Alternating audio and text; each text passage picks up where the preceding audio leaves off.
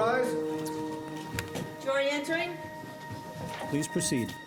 Kill or be killed.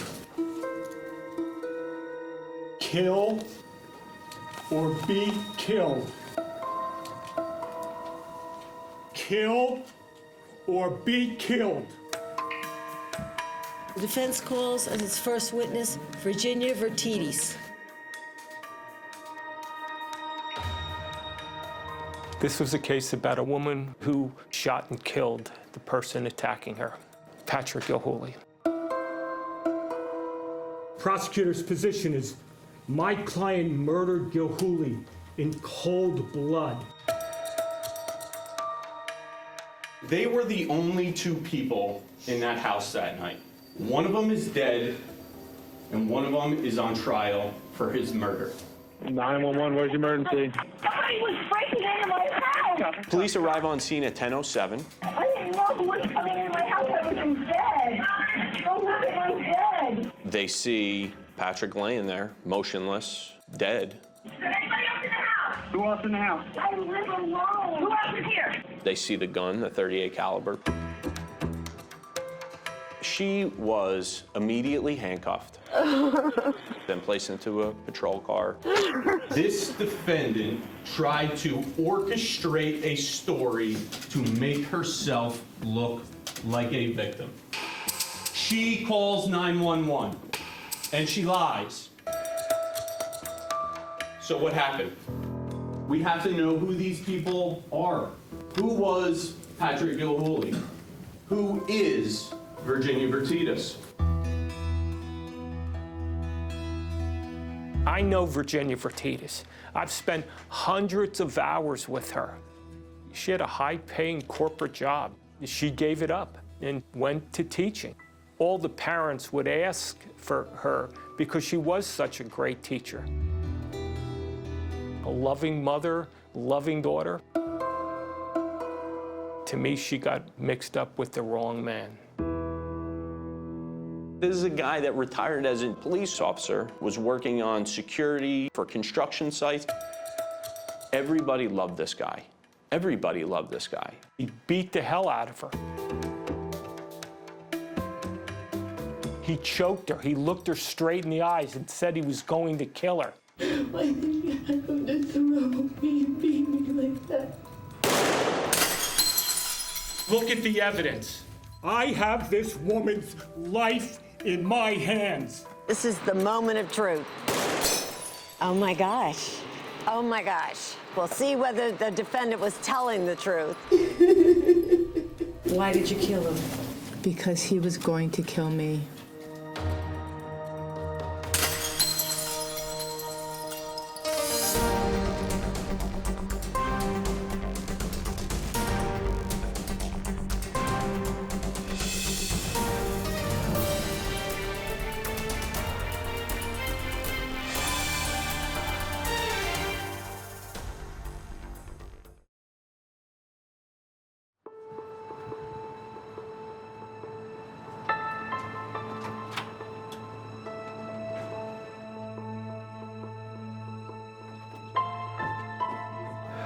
I'm like jumping out of my skin. If someone's life is in my hands, this case is a monster. It's a tremendous weight on my shoulder. Just want this to start. Defense attorneys Ed Belinkas and Sarah McCardle are on edge as Virginia Vertides' murder trial begins. I can't sleep anymore. I'm literally bouncing off the walls. If I lose, she'll spend the rest of her life in jail.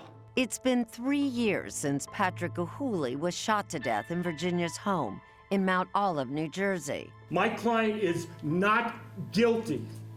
She killed Patrick Gilhooly in self-defense. But it won't be easy for Belinkas to prove that.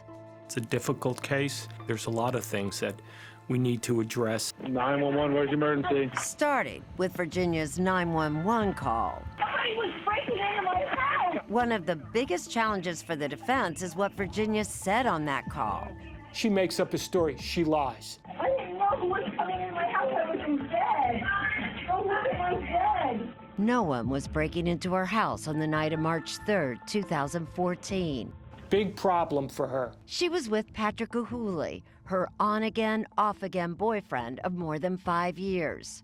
There's a legitimate reason why she did what she did. There is only one person who can explain it. How are you doing today? Okay, just very nervous. But it's a big gamble. It's always a risk to put a defendant on the stand. Even riskier because Virginia, severely depressed and anxious, is now heavily medicated. If you didn't put her on, the jury would never know what happened that night. Do you still love Patrick Gilhooly? Objection, Judge. I'll allow it. Yes.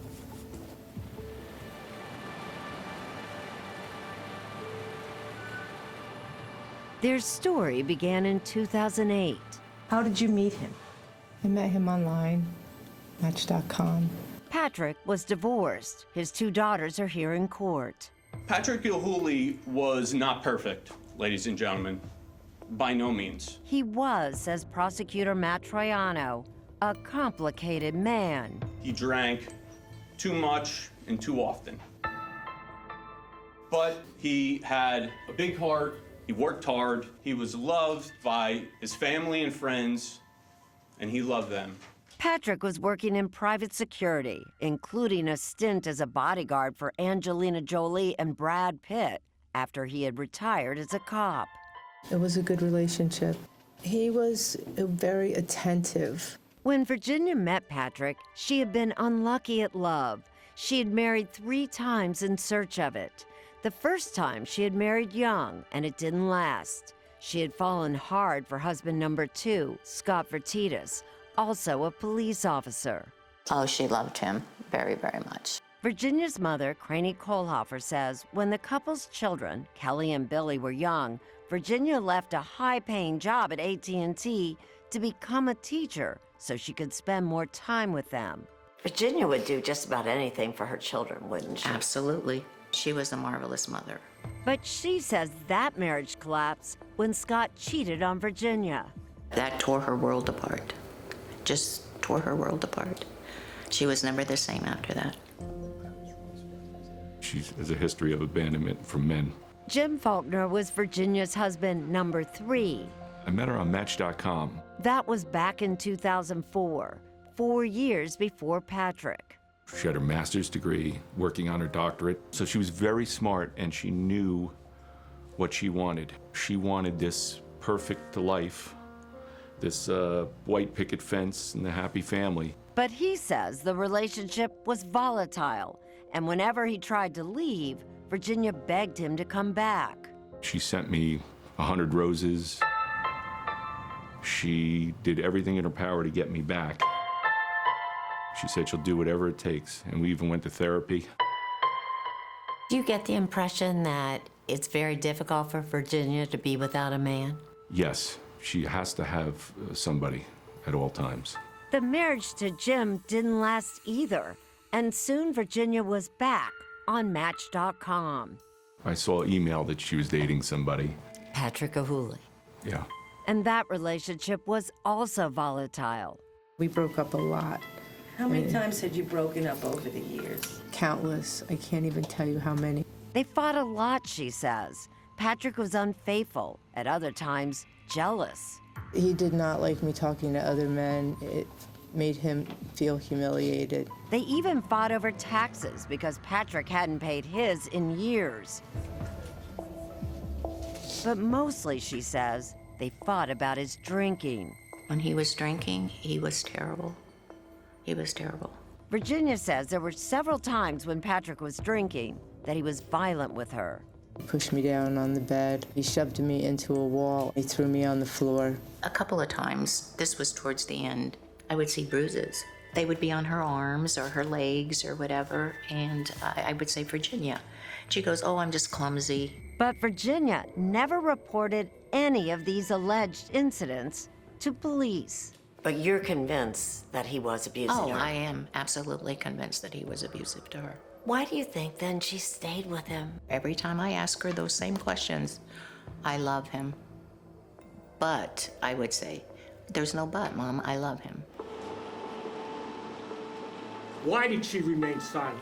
She had various medical issues. Virginia struggled with an autoimmune disease. 3 months before the shooting, she went on disability from her teaching job. She was weak, vulnerable. Gilhooly took advantage of that.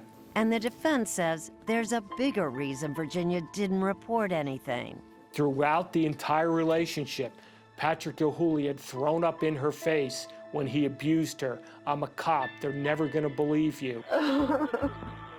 And that is the reason, says the defense, that Virginia panicked the night she shot Patrick and then lied about it. The cops come running in. Get down, get down!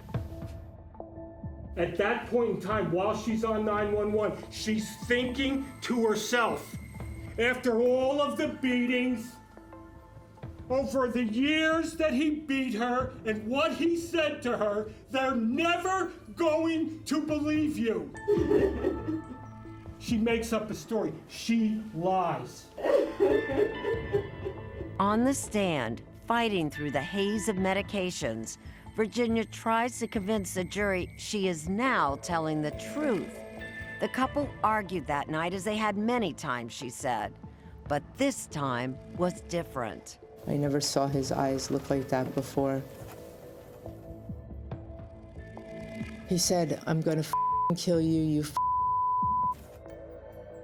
I was scared to death. I ran up the stairs and ran into the master bedroom. I went over to the bed and I reached under the mattress and I grabbed the gun.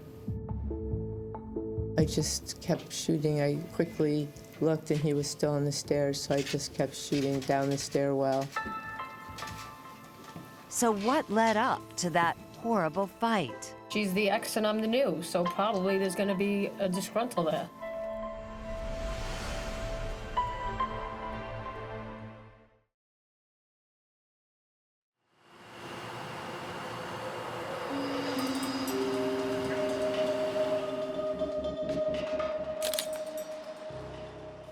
A few weeks before Virginia Vertita shot and killed Patrick Gilhooly, trouble was brewing in their rocky relationship once again. This time over this woman. Colleen Roper had been seeing Patrick, and when Virginia discovered it, she wasted little time contacting her. I was getting prank hang-ups on my phone. Can you approximate how many prank calls you received? 3 or 4. I'd like to direct your attention to February 4th, 2014. Do you recall whether or not you had received some communication on Facebook? I was getting friend requests. I didn't know who this person was because I'm very selective about who I'm friends with on Facebook. So I said, who are you? Colleen says Patrick had told her about Virginia, but had been less than truthful and said she was an ex-girlfriend. Believing him, Colleen sent Virginia this message back. And I'm under the impression the two of you broke up. Please don't friend me again. I didn't do anything to you. Sorry. Take your time. And she texts me back something like, do you think sleeping with my boyfriend of 6 years isn't doing anything to me? And I said, no, not if it's over. Virginia's response?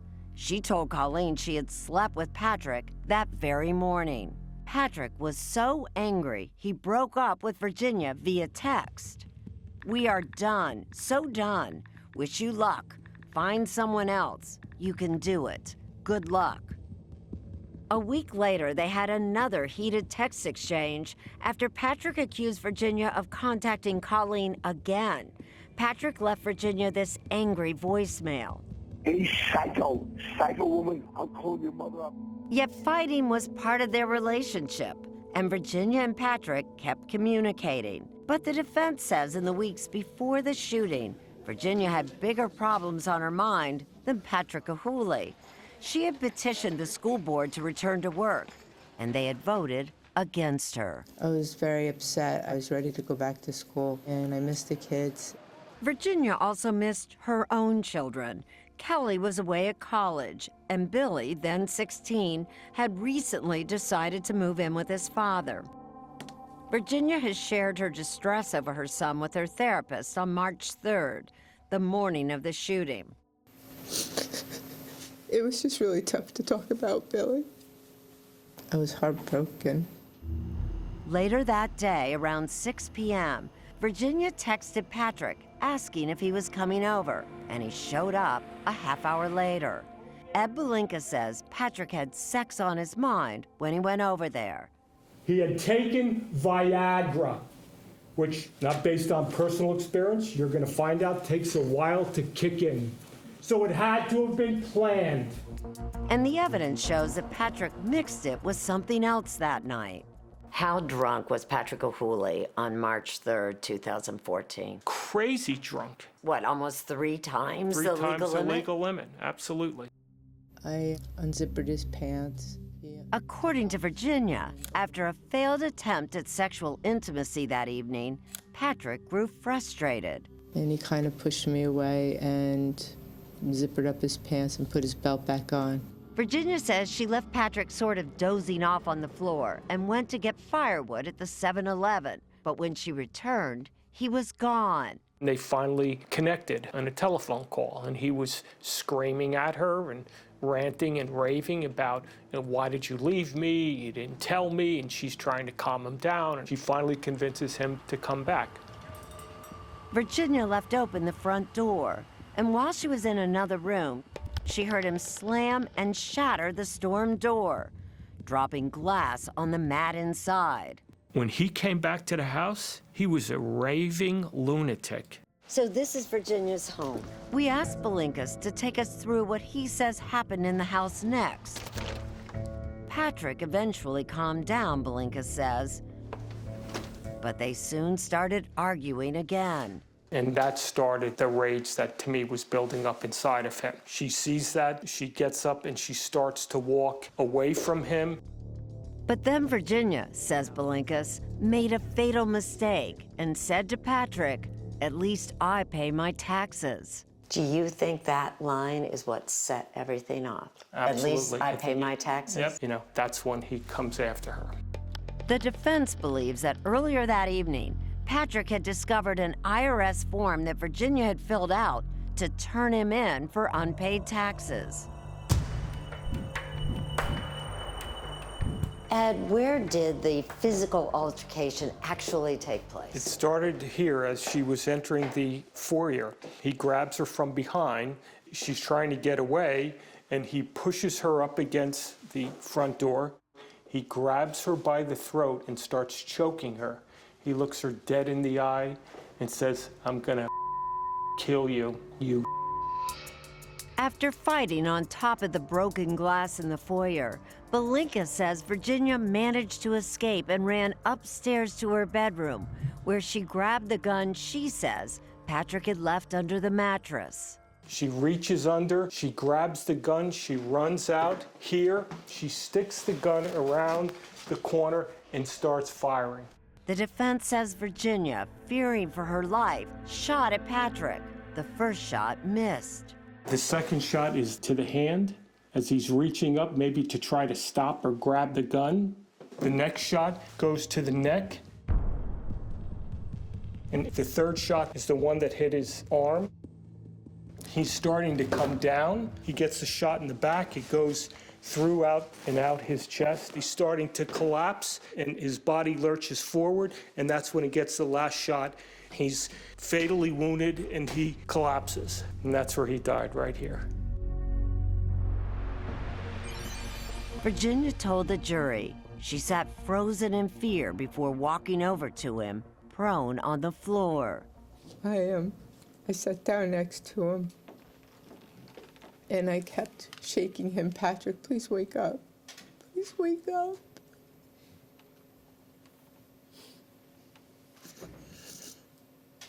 Then he wasn't waking up. She was lying to the jury under oath. The state contends that Virginia's story about what happened in the house that night is full of holes. Oh my gosh.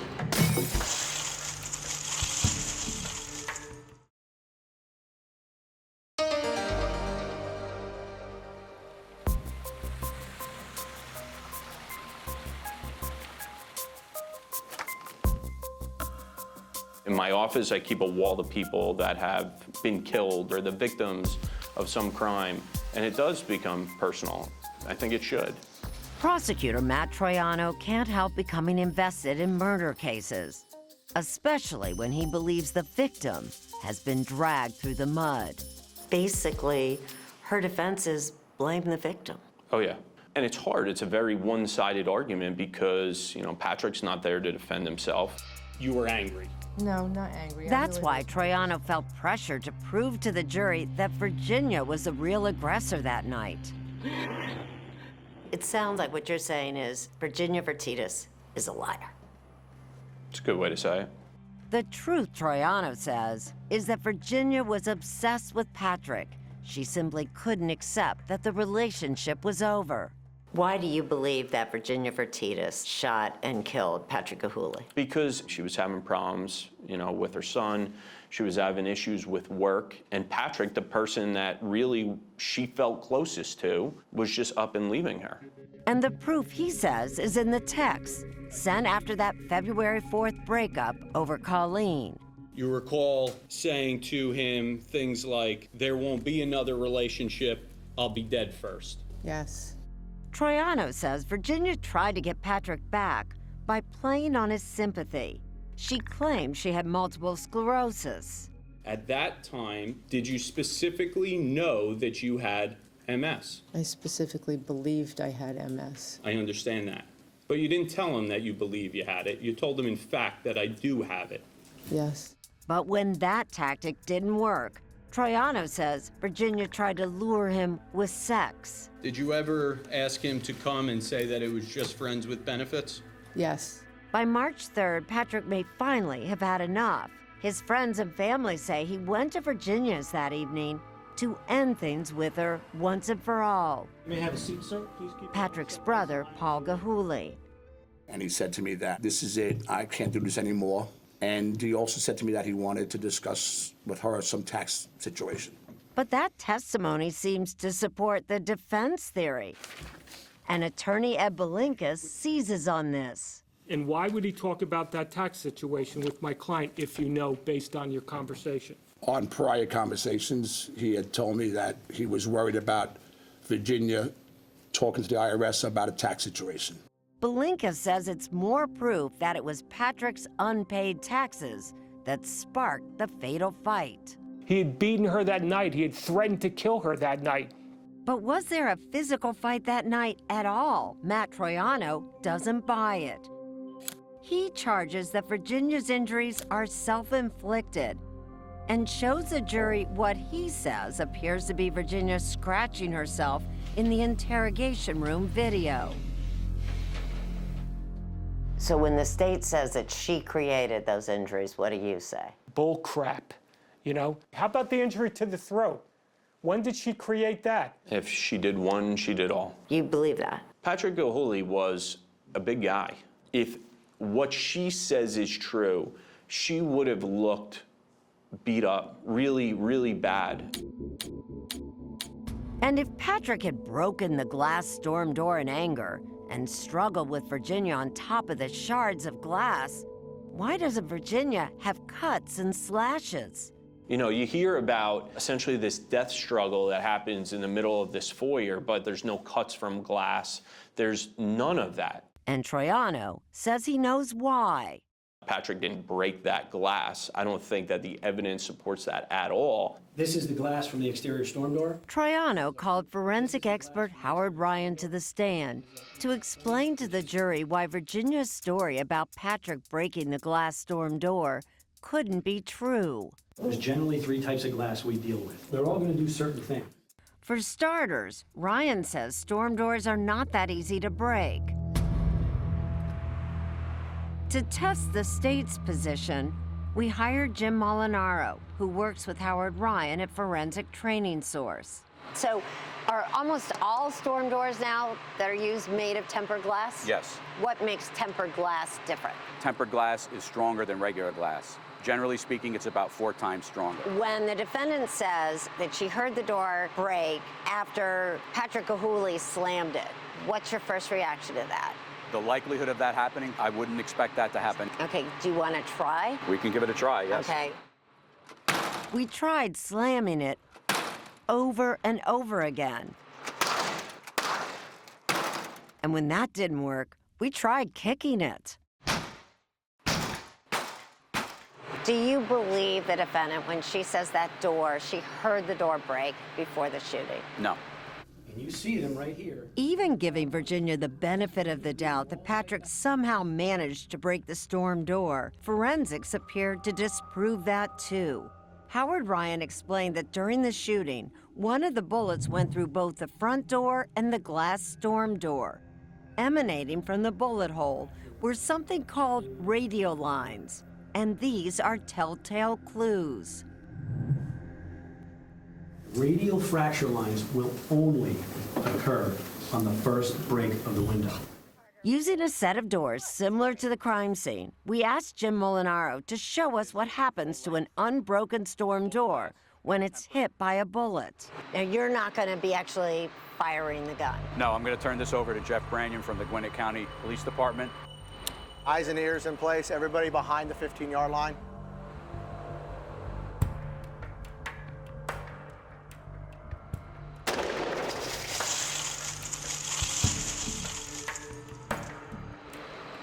You ready to go look? Let's go take a look. Oh my gosh. You can see they point directly to where the bullet perforated the glass. I mean, this looks almost identical to the photos in evidence. Yes, exactly. We couldn't have asked for better results. Just to see what the bullet hole would look like if the glass was already broken, like Virginia said it was. All right, range is hot. We had Officer Brannion shoot the door again.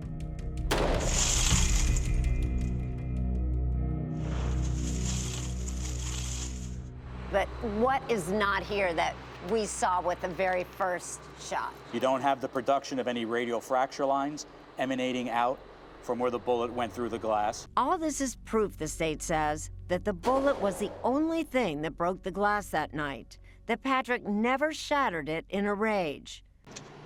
But what do they believe happened right before the shooting? Jury entering? Patrick's own daughter, Jennifer Gahuli, says she heard everything. I heard my dad screaming, "She's hitting me, she's hitting me, stop, stop."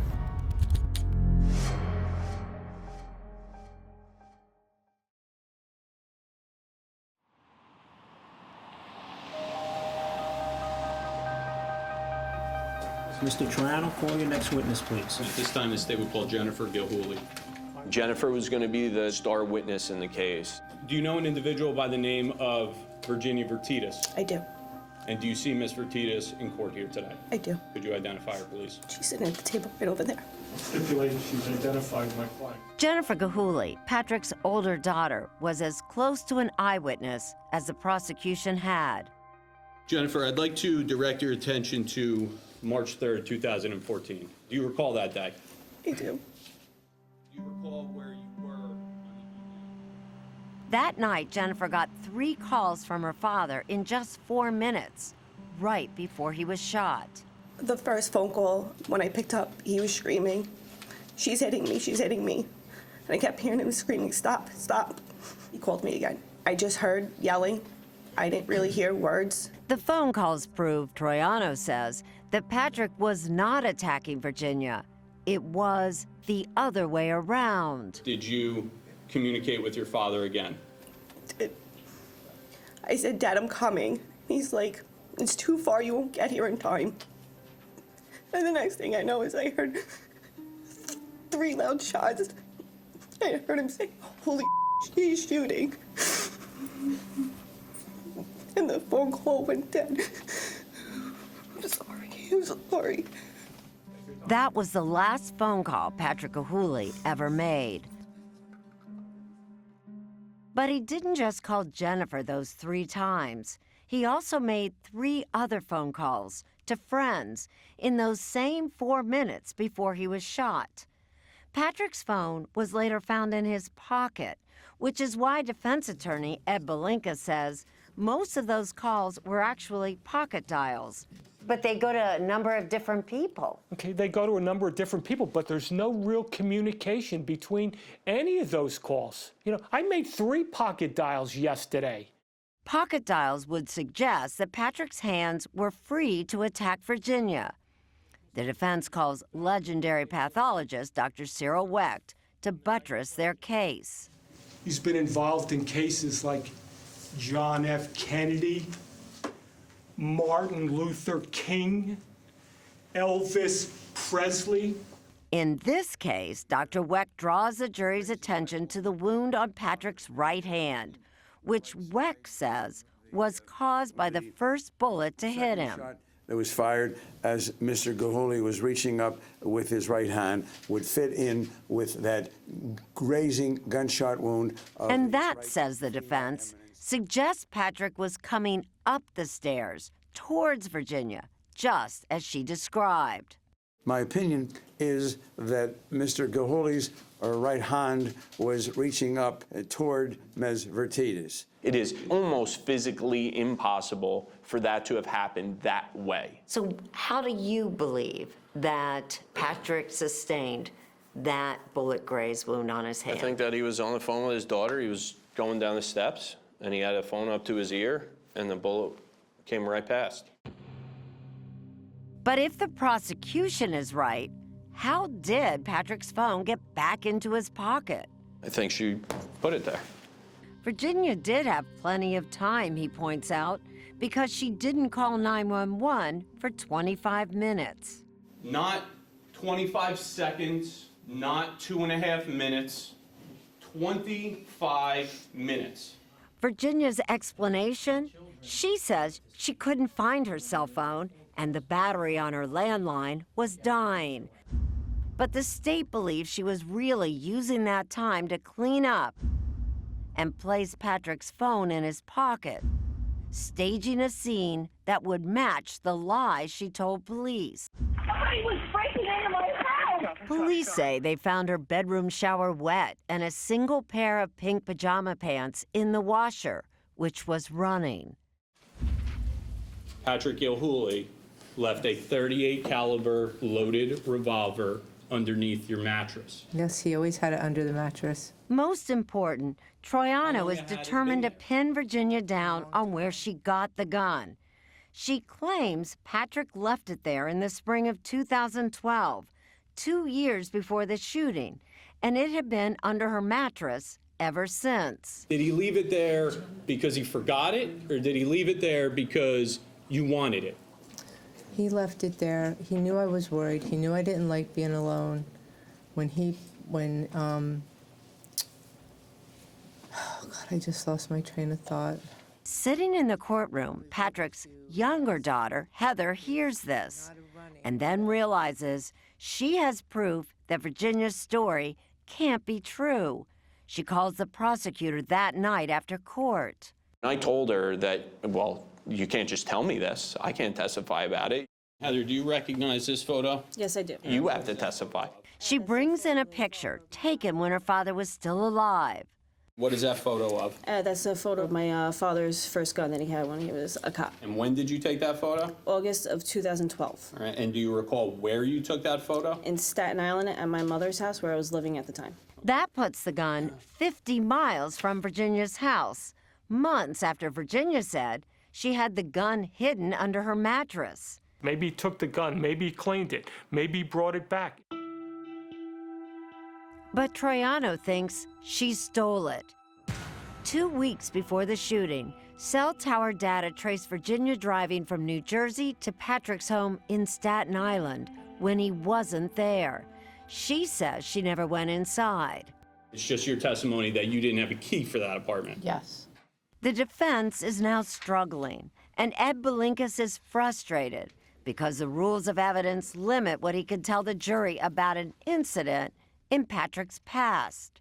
He was suspended from the New York police force for beating his first wife. Newspaper articles from 1996 tell the story of an alleged assault where Patrick slammed his then-wife's head against the wall and the sink. But all the jury heard was this. He told me that at one point he hit his wife, got in trouble with the police, but that he really just got a slap on the wrist. Patrick was charged with misdemeanor assault and suspended without pay. The charges were later dropped. Let me tell you something. If you put your hands on a woman once, you can do it again. But what would the jury think? We heard voicemails, we read text messages. He had a temper.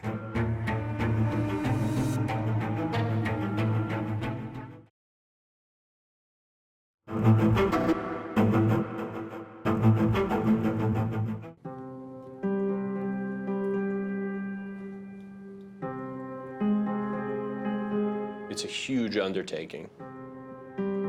There's a lot of responsibility that's on you. You feel the weight of the world. It's very nerve-wracking. As prosecutor Matt Troiano prepared for closing arguments, he reviewed crucial evidence in the case. The storm door, Heather Gahouli's photo of the gun. And then there was this, Patrick's car key fob. It was found in pieces throughout the house. Troiano thinks he knows how it got that way. My theory is she just takes it and she breaks it herself. The way to keep him there was to break that key fob. But it was just a theory. There were no fingerprints and no DNA on the fob. So Troiano didn't know whether he'd be able to make that argument to the jury. All rise.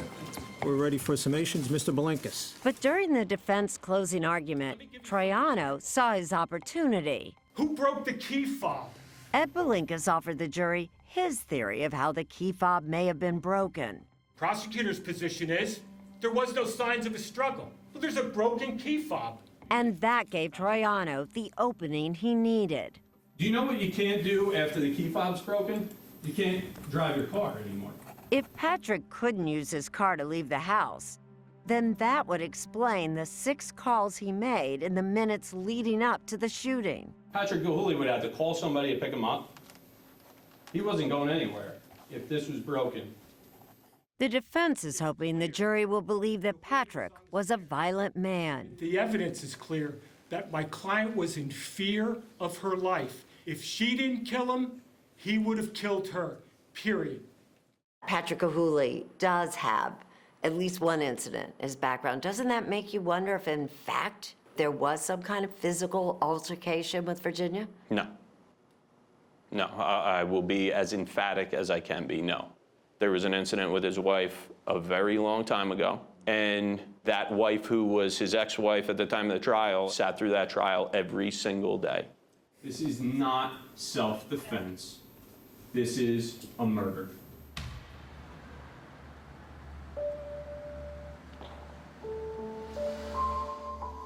I was in the office and somebody said they have a verdict. You gotta let everybody know. You gotta get the family. All rise. Morning, everyone. Please be seated. After almost 7 hours of deliberations, The jury has reached a verdict. I'm getting more nervous. All right, let's get the jury, please. I was definitely not confident at all. Madam Forelady, with regard to count 1, what is the verdict of the jury? Guilty. Oh my God. guilty of first-degree murder. We will now take an individual polling of all the jurors. I prepared them for the worst. I think that they were probably expecting the worst. So when it turns the other way, it felt good. It was emotional.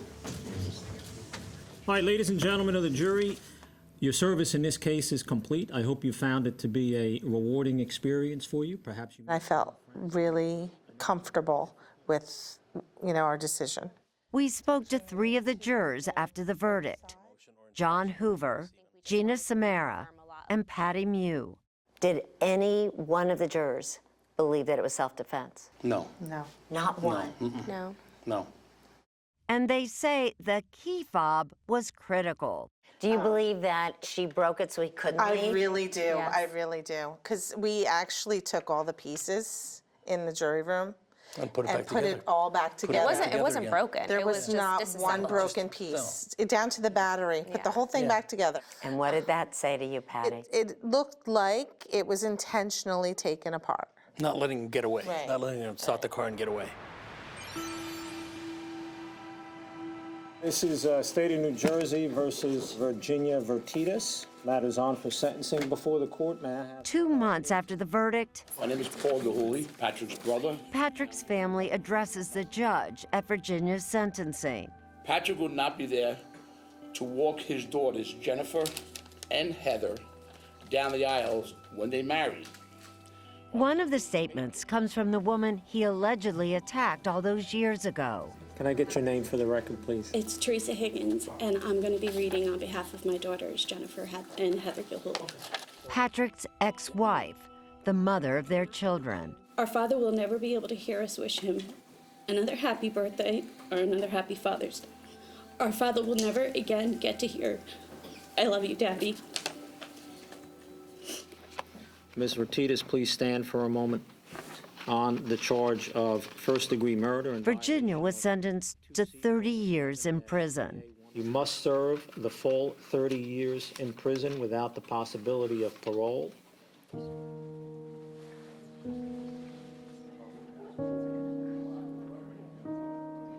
Do you think you will at some point see Virginia walk out of prison? Before I die, I hope so. Her mother, Craney, is helping with her appeal. One of the things she keeps telling me is, "Mom, don't leave me." And I hope I don't have to before she gets out. And now Virginia, who feared abandonment, could spend the rest of her life alone.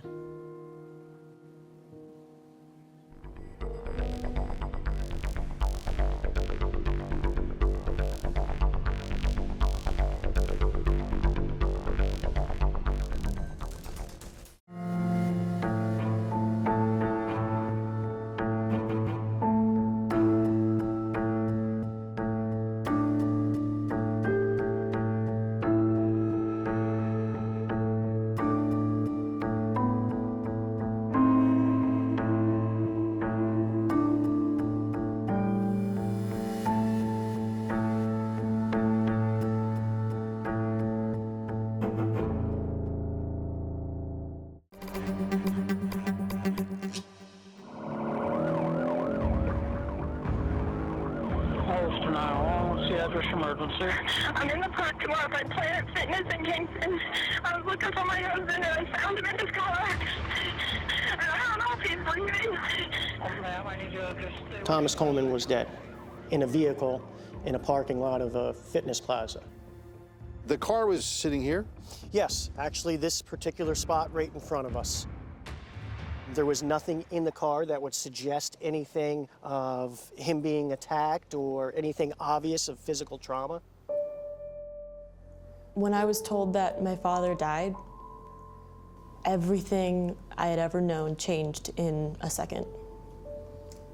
My dad was an amazing father to 4 kids and a great man. At first, we thought it was a heart attack, something natural but sudden.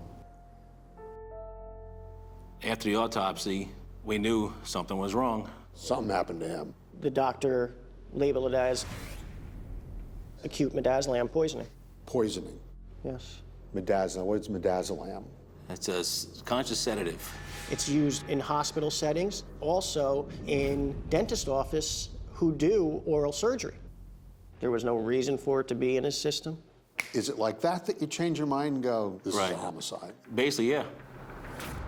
We knew Coles had video on the corner of their building. Told him, I need this video. Why don't you pull it up real quick? We'll take a look at it to see if there's any cars that meet him there. And sure enough, there's a car that pulls in, parks first. So he shuts the car down. This is Tom Coleman's car pulling in right there. It's 4:54 a.m. Our victim, Tom Coleman, pulls up side by side. That was basically, holy shit. Somebody had knowledge of literally speaking with our victim that morning. See the white SUV here leaving.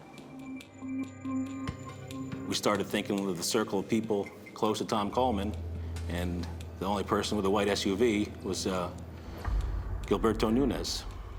They suspected Gil Nunez, who was my dad's best friend, who we had met, who we knew. It was shocking. It's emotional for you. Of course, very emotional. because Tom was my best friend, truly. We had Nunez come meet us for an interview. I know you met with Tom at Planet Fitness early that morning. No. I know you were there. I'm trying to figure out what... You know, I wasn't there. Probably I said it over 100 times. Well, I wasn't there. You gave him a drug that you have access to. Mr. Nunez, his profession was a dentist. Hello, I'm Dr. Gilberto Nunez.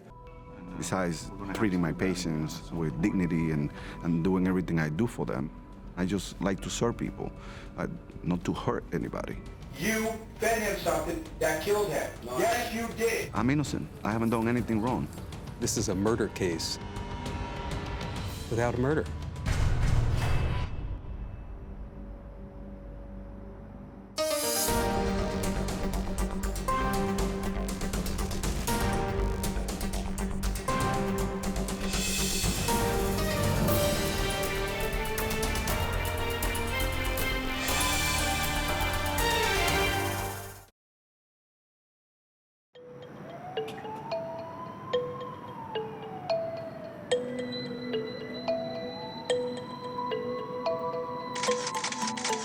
It was unusual.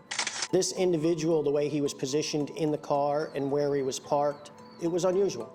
On November 29, 2011, Detective Michael Thomas answered the call when 44-year-old Tom Coleman was found dead in his car. He was actually in the driver's seat, but yet he was laying almost flat as you would as if you were sleeping. It was in the Kingston Planet Fitness parking lot in Ulster County, New York. Wasn't parking or building. That's the strange thing. If you're going to go work out in the morning, you're going to park close to the building. The car's location caught the attention of fellow detective Brian Reevey and Lieutenant Kyle Berardi. I think we were intrigued, interested.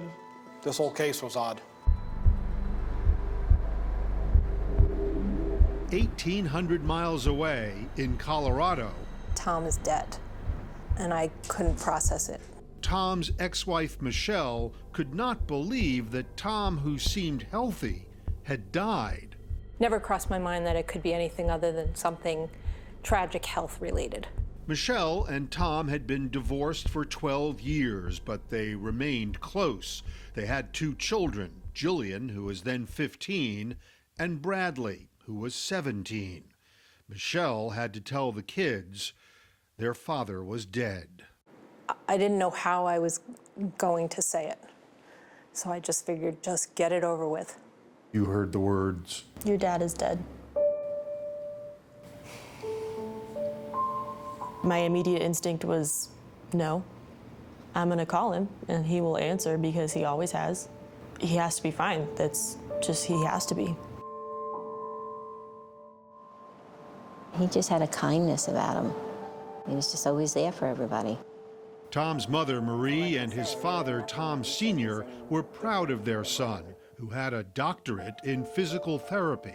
You're raising somebody, you have hopes, and they fulfill those hopes, and they become successful. It's great. Tom was more focused on spending time with his family than with friends, but he did have one very close friend, Gilberto Nunez. Nunez was going through a divorce, but was still a devoted father. He met the Colemans at their kids' school, and soon Tom, Gil, and Tom's wife, Linda, all grew close. I was looking for my husband and I found him in his car, and I don't know if he's breathing. It was Linda who found Tom. After she learned he didn't show up for work, she went out searching. Linda knew that Tom went to Planet Fitness most mornings, so that's where she went. And it's where Gil went when he said he heard something bad had happened. When he initially got there, he ran towards Thomas Coleman's vehicle. What happened? What happened? He's my best friend. I didn't see anybody trying to do CPR. I didn't see anybody doing anything, so I'm like, what's going on? This is Nunez's only television interview. And that's when I found out that Tom is dead. You know, there's nothing you can do for him. He dropped to his knees. I was just really upset that, you know, my best friend was dead. Did it seem over dramatic to you? Over dramatic, absolutely, 110%. Gilberto Nunez is originally from the Dominican Republic. He is well known in Kingston. He's a volunteer firefighter with a thriving dental practice. Dr. Nunez is one of the best dentists that I've ever worked for. Mary Ellen McManus spent 13 years as Dr. Nunez's dental hygienist. I have never heard him raise his voice, be angry, or fly off the handle. But detectives had questions about Nunez. They were still waiting for the final autopsy results, but they remembered something from the day they met him. He arrived at the scene in a white SUV, and they believed that surveillance footage, though very blurry, also showed a white SUV. Bells and whistles went off. It's very hard to see, but that's Tom's car next to it in the nearly empty parking lot. So police called Nunez in for an interview 3 days after Tom's death.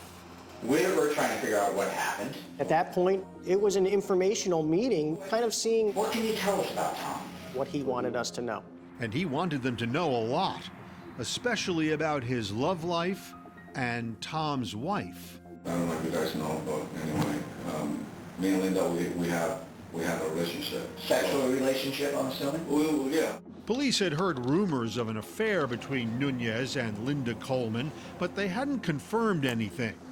Turns out they got all the help they needed with that from, of all people, Nunez himself. I fell in love with his wife, and she fell in love with me. He told them all about their 11-month liaison.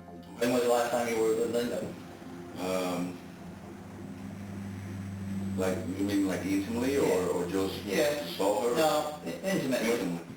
Well, like, I don't know, 2.5, 3 weeks. 2.5, 3 weeks.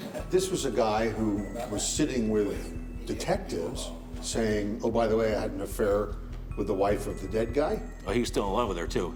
Right. He wanted to make that clear. So that seems to me, anyway, to be unusual. Am I wrong here? Yeah, this is very unusual. I didn't want to like keep something that I knew they were going to find out anyway, first to begin with, and second it will make me look like, you know, I'm not being honest with them about anything I'm saying to them. Did it bother you that she was married? I guess at the time, no. This guy was your friend. Yes, he was my friend. That's awkward. That is really awkward. It might have been awkward, but it didn't stop Gil or Linda. When they weren't together, they texted constantly, more like teenagers than middle-aged lovers. Love you, I miss you, I wish you were here. They celebrated anniversaries monthly with cards like this from Linda to Gil, her little devil stud muffin. Did you urge her to leave her husband? No, I wasn't, you know, we're not thinking or talking about that. We wanted to ask Linda about her relationship with Tom and Gil, but she declined our request to be interviewed. Gil says the affair was going well and kept going even after Linda's husband, the man he called his best friend, learned all about it. Not my definition of a best friend. How did he hear about it? That is one of the most peculiar parts of this case. Nothing kind of surprises us anymore, but that was definitely at the top of the list.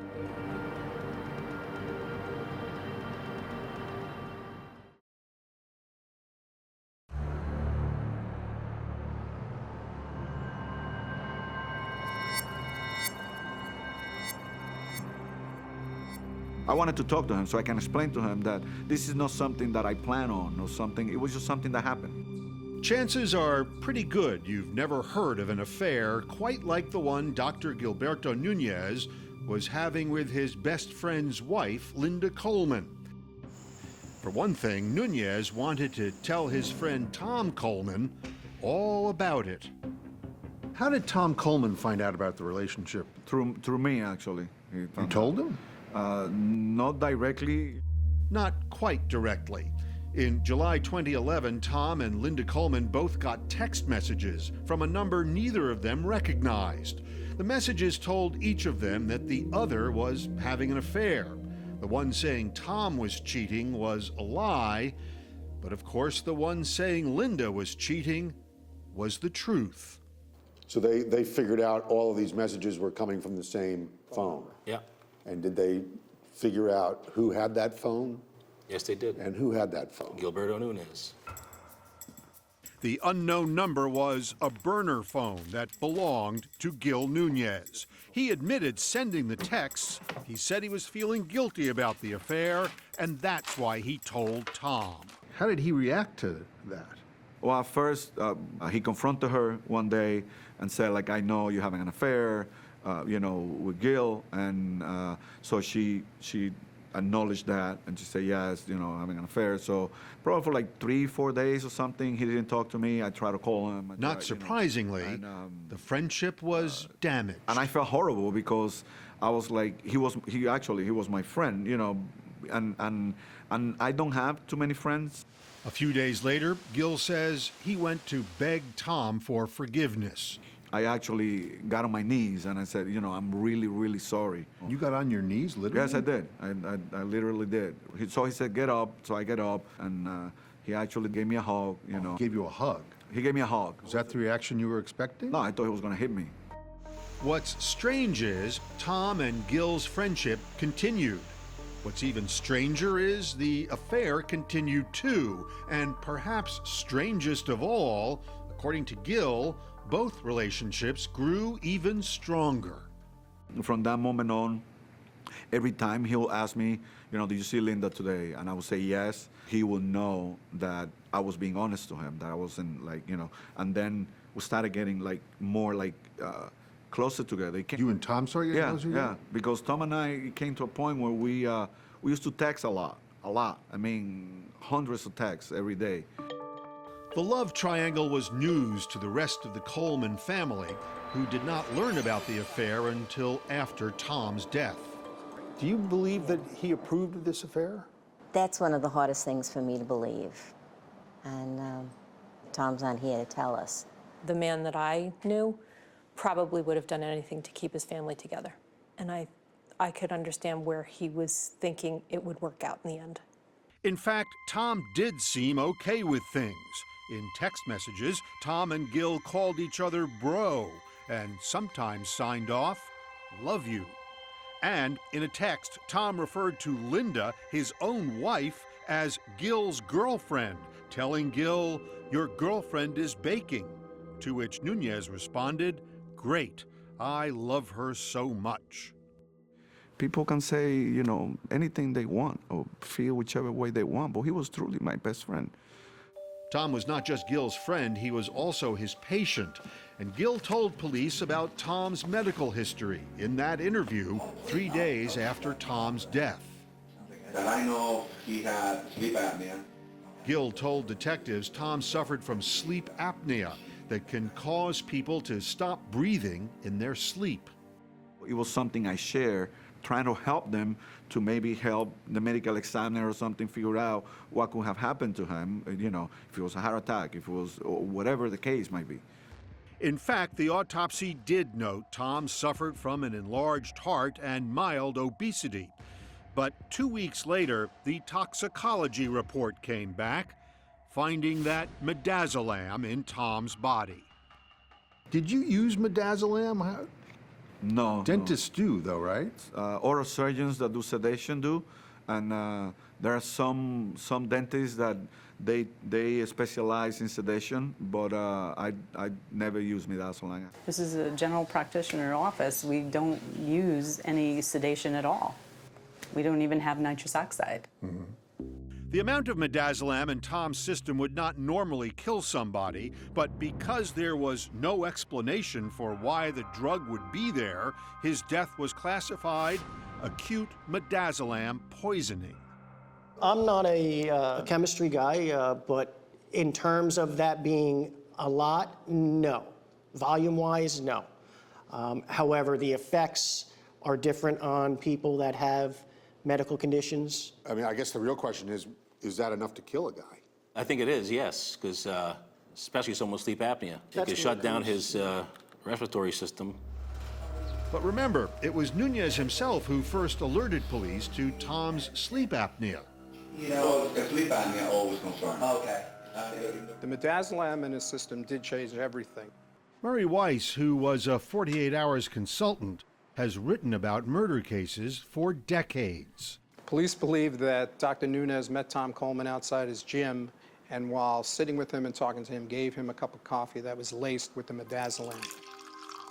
The detectives would routinely have to eliminate other people who might have access to midazolam. There was obviously people, and that goes with every investigation. People of interest. So detectives also looked at other people in Tom's life, including his wife, Linda, who worked at a local hospital. How long was she looked at? Quite some time. Family is always looked at. You always start close to home.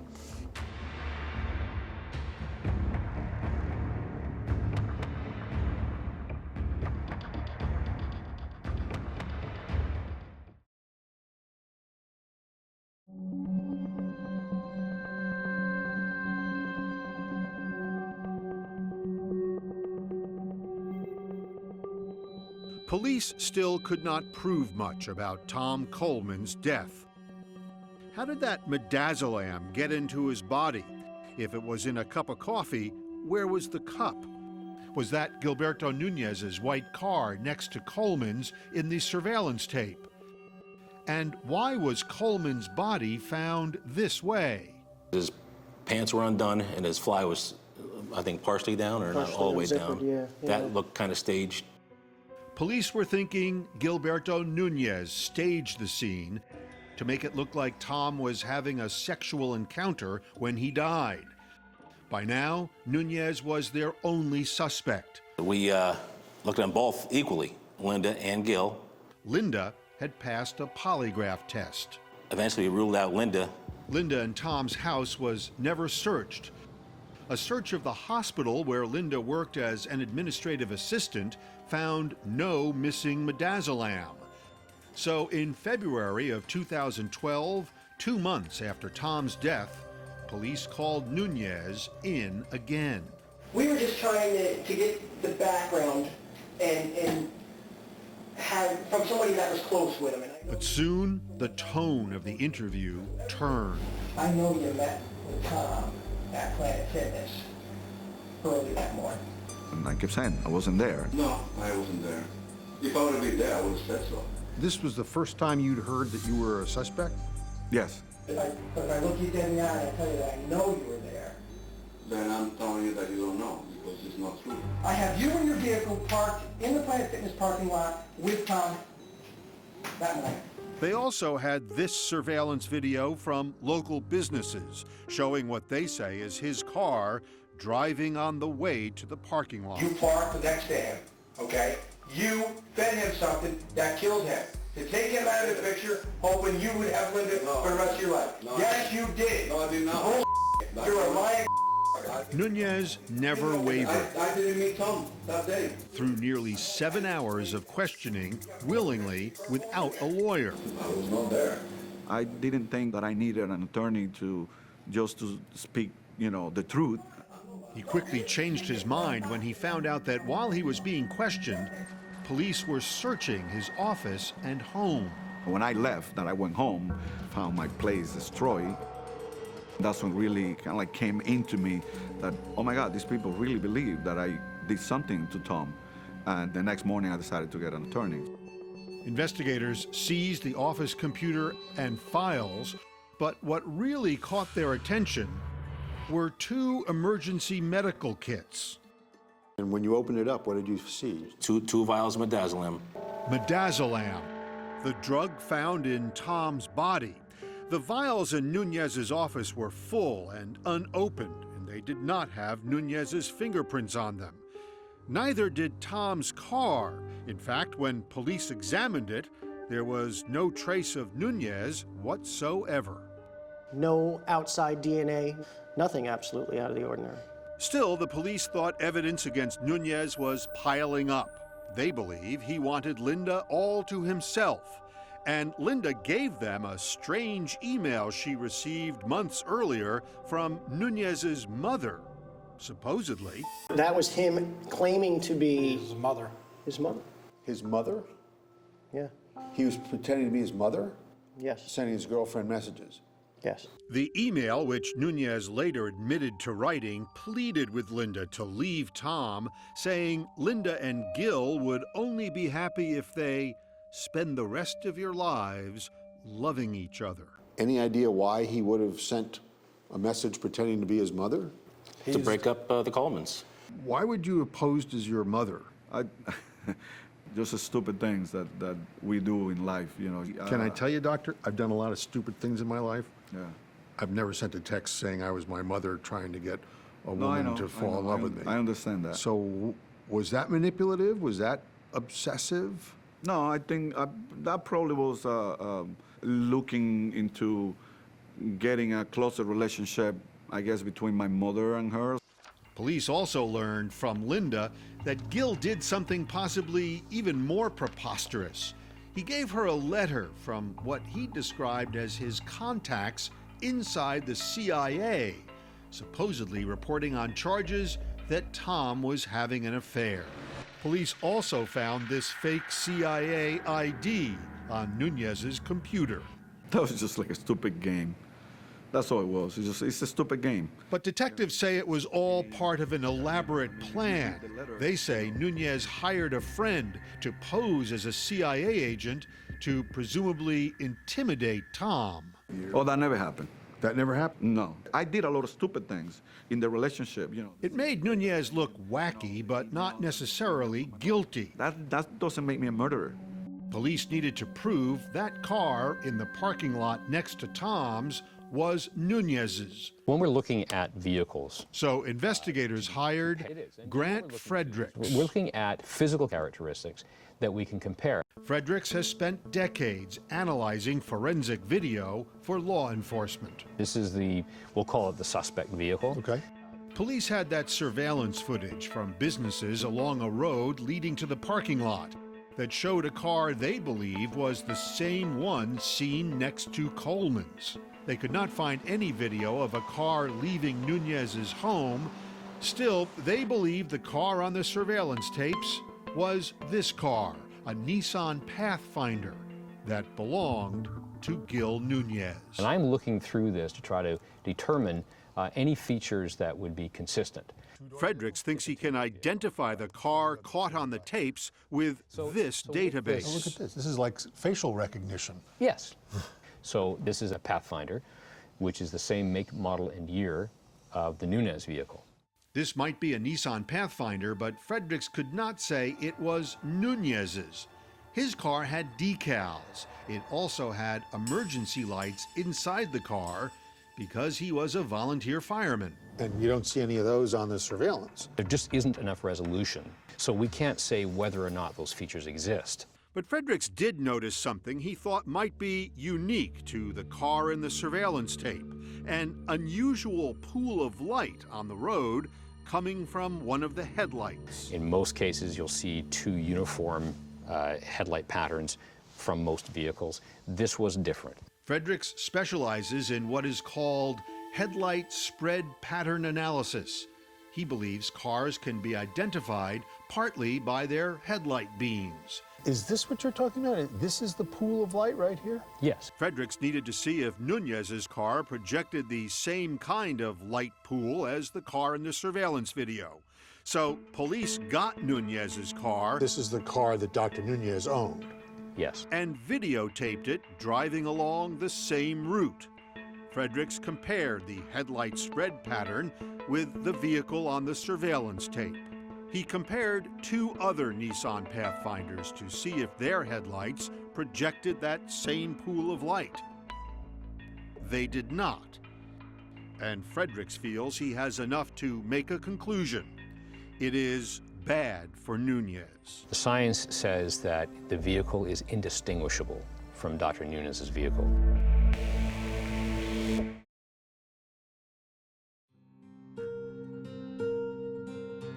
For years, we only knew 5% of what they knew. They were convinced that Gil was guilty. And at this point, I wasn't. You were not? Not really, no. For 4 years, Jillian Coleman didn't know exactly what had happened to her father. The police weren't sharing many details with the Coleman family. I didn't want to push him because I didn't want to aggravate them. How hard was it to be patient? It was very hard. They'd all struggled with Tom's loss, but his son, Bradley, took it the hardest, according to his mother, Michelle. The 1-year anniversary came up in late 2012, and a few weeks later, Brad attempted suicide with over-the-counter medications of sleeping pills. And he said, I just wanted to go to sleep and wake up with Dad. And what happened next? 3 months later, he committed suicide. Bradley was just 18. The Colemans were now coping with 2 deaths. But life went on for Gilberto Nunez. He continued working and dabbled in online dating, where on Match.com, he met the woman who would become his new wife, Jamil. I knew he was innocent, but it was always looming over our heads, over our relationship. And then what they feared would happen happened. Just a year into their marriage, in October 2015, police arrested Gilberto Nunez and charged him with second-degree murder. He was also charged with forgery because of the fake CIA report and ID. They're trying to make a way out of no way and a case out of no case. Nunez retained top New York City criminal defense attorneys Gerald Chargell and Evan Lipton. Here's the detective at the scene. They got Nunez out on $1 million bail. He had spent 1 month in jail. We don't believe that Tom Coleman was murdered. This case is about obsession. In May of 2016, 4.5 years after Tom Coleman's death, Gilberto Nunez was obsessed with Linda Coleman. Gilberto Nunez's trial began. He used deception and he used manipulation to get Linda for himself. Senior Assistant District Attorney Mary Ellen Albanese told the jury the only person who would want Tom Coleman dead is Gilberto Nunez. Ladies and gentlemen of the jury, good afternoon. Chargell's argument? Gil had no reason to kill his best friend, who accepted the affair. There was no bad blood between Tom and Gil. Absolutely none. And Tom died, Chargell says, of natural causes. It may have been a heart attack because he had an enlarged heart. But Tom did have midazolam in his body, and police found those 2 unused vials of it in Dr. Nunez's office. Midazolam that was found was an amount that was too small to cause anyone's death. Except the prosecution argues it was enough to stop someone from breathing if, like Tom, they had sleep apnea. But the DAs had no DNA or fingerprints tying Nunez to the car, so they had to rely on Grant Fredericks and his headlight spread pattern analysis. The vehicle was consistent in shape, color, the same kind of vehicle. They had the pool of light, and the timing matched perfectly. They matched. It was, I remember sitting there thinking, oh my God, it's true, he did it. It was a lot of hocus pocus and, in my view, junk science. Nunez did not take the stand, but the woman in the middle of the love triangle did. Linda said she planned on staying with her husband and was working on their marriage. She was still in love with Tom. She was in love with the family. She wanted to keep that. But emails Linda sent to Gil seemed to tell a different story. That her marriage was crumbling, and that Gil was still very much in the picture. Did you get the impression that she might break up with you after that? No, not at all. It's a key point for the defense. That undercuts any motive for him to want to kill Tom Coleman because he didn't know that he was going to be dumped. In fact, just the day before Tom died, he and Gil texted 62 times. Gil says the texts were about a football game. Police recovered Tom's phone the next day, and curiously, all the texts were missing. Did you delete those texts? No, of course not. How did these texts end up being deleted? Well, you know, you tell me. They touched the phones. Do you believe that the police deleted those texts? I do. To be honest with you, I do. It was not convenient for them to see that all me and Tom were talking about was football. Police testified they were able to recover a few texts, and they were just about the football game. And in an unexpected move, the last person the defense calls to the stand was the police supervisor who oversaw the case against Nunez. I think they're trying to undermine the investigation. They're trying to undermine my oversight of the investigation by things that we didn't do. One thing police didn't do was look into an unopened email Tom received on the day he died.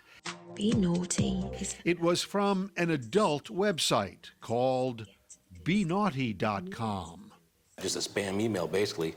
If that had been followed up, I think that the investigation would have, by necessity, taken a different direction. So you match benaughty.com with the way in which his body was found, reclined and with his pants open. Something wasn't kosher. If their theory is going to be that he met a lady from benaughty.com that drove a white SUV and had access to midazolam at 5:30 in the morning at Planet Fitness, They ought to start playing a lotto on that one if that's the case. 3 weeks after the trial began, it was time for closing arguments. This investigation started and ended with Gilberto Nunez, and much about Thomas Coleman remains unknown. Ladies and gentlemen, this man, Gilberto Nunez, is not Thomas Coleman's best friend. Prosecutors know they have only circumstantial evidence against Nunez, but they say it's more than enough to convict. The evidence of the defendant's guilt is overwhelming. I'm anxious and I'm scared. I'm not going to say I'm not scared. With the case in the hands of the jury, Gilberto Nunez can do nothing but wait, knowing if he is convicted, it could mean life in prison.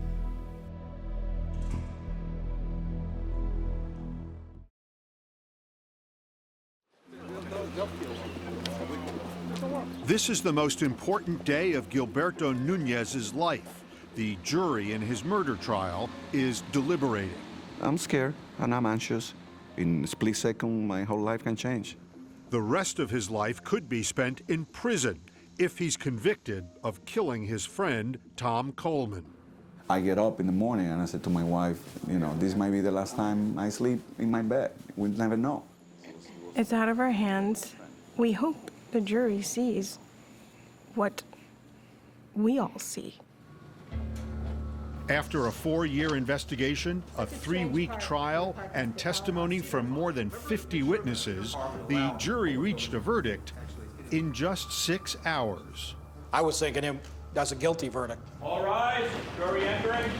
It feels like your heart's coming out of your chest. My whole body was shaking. Mr. Foreperson, as they used to count 1, charging the defendant, Gilberto Nunez, with murder in the 2nd degree. Find defendant not guilty. Is that verdict unanimous? Yes, sir. Not guilty of murder. Tom Coleman's wife, Linda, is livid, believing her former lover got away with murder. Psychotic. Sociopath. Stop. You are officially, legally not guilty of murder. Yes, I knew it, that I was innocent. My family knew it, but everybody now knows it. So, what are you going to do now? Work. Let me understand this. You've just been acquitted of murder. Yes. And just like that, you're going back to drilling people's cavities? Yes, I'm going back to what I love to do. Open up, please. So when you heard the verdict, what did you think? I couldn't believe it, to tell you the Shocked. truth. I was shocked. Utter disappointment. The Colemans say the police did their jobs, but the jurors did not. I felt like the jury betrayed us. Justice was not done. The words "not guilty" haunt me. To me, there was holes in all of it. I don't think the midazolam is what killed him. The jurors say there were too many questions left unanswered, too much reasonable doubt. What do you think caused his death? A enlarged heart, which is a ticking time bomb. More natural causes than murder. Yes. But the jury did find Nunez guilty of forgery because of the fake CIA documents. He was guilty. He was guilty. He did it. For those convictions, Nunez is facing up to 14 years in prison. Are you ready for that? You know, we haven't finished fighting. That's because there were even more charges to come and potentially more prison time. While detectives were investigating Nunez for murder, they found what they believed to be a false insurance claim for $8,400 that Nunez filed in 2014. And they accused him of lying on an application for a pistol permit. Jury selection is underway in the third trial involving Kingston dentist Gilberto Nunez. The new charges meant 2 more trials for Nunez over the next year. I'm scared about our future. I'm scared that he might go to prison. I'm scared for my children. Kingston dentist Gilberto Nunez is found guilty of perjury and making... He was found guilty in both trials and immediately taken into custody. In February of 2017, nearly 8 months after he was acquitted of murder, Nunez was sentenced for those forgery, insurance fraud, and perjury convictions. Society deserves protection from his sociopathic, narcissistic behavior.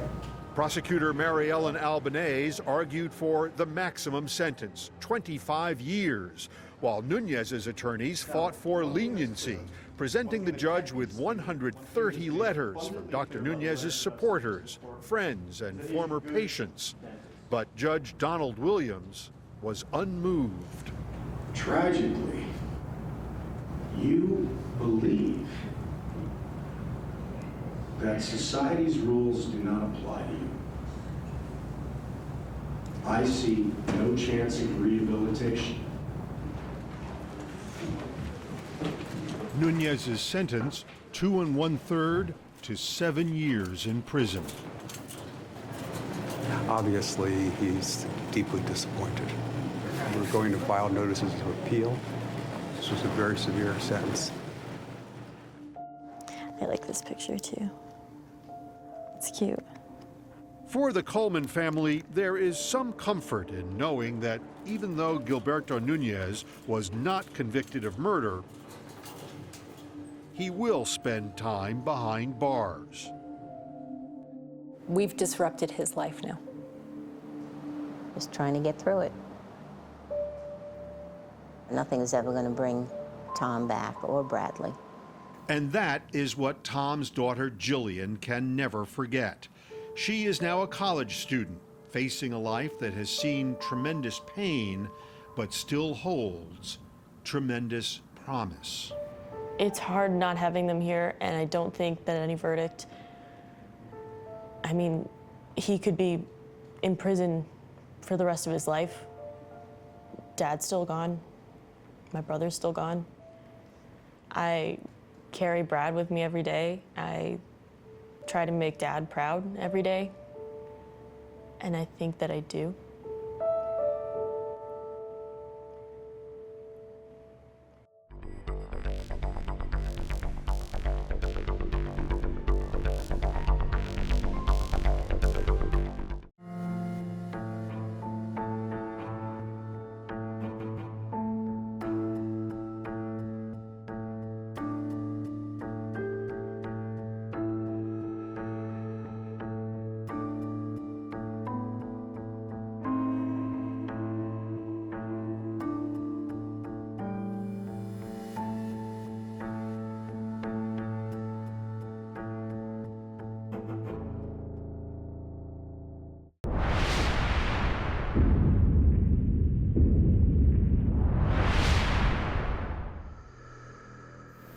Before all of this, my brother He had a beautiful girlfriend, Taylor. He had friends, Mark. And sort of in the blink of an eye, it's completely changed, you know? We can't bring Mark back. If we could, we would.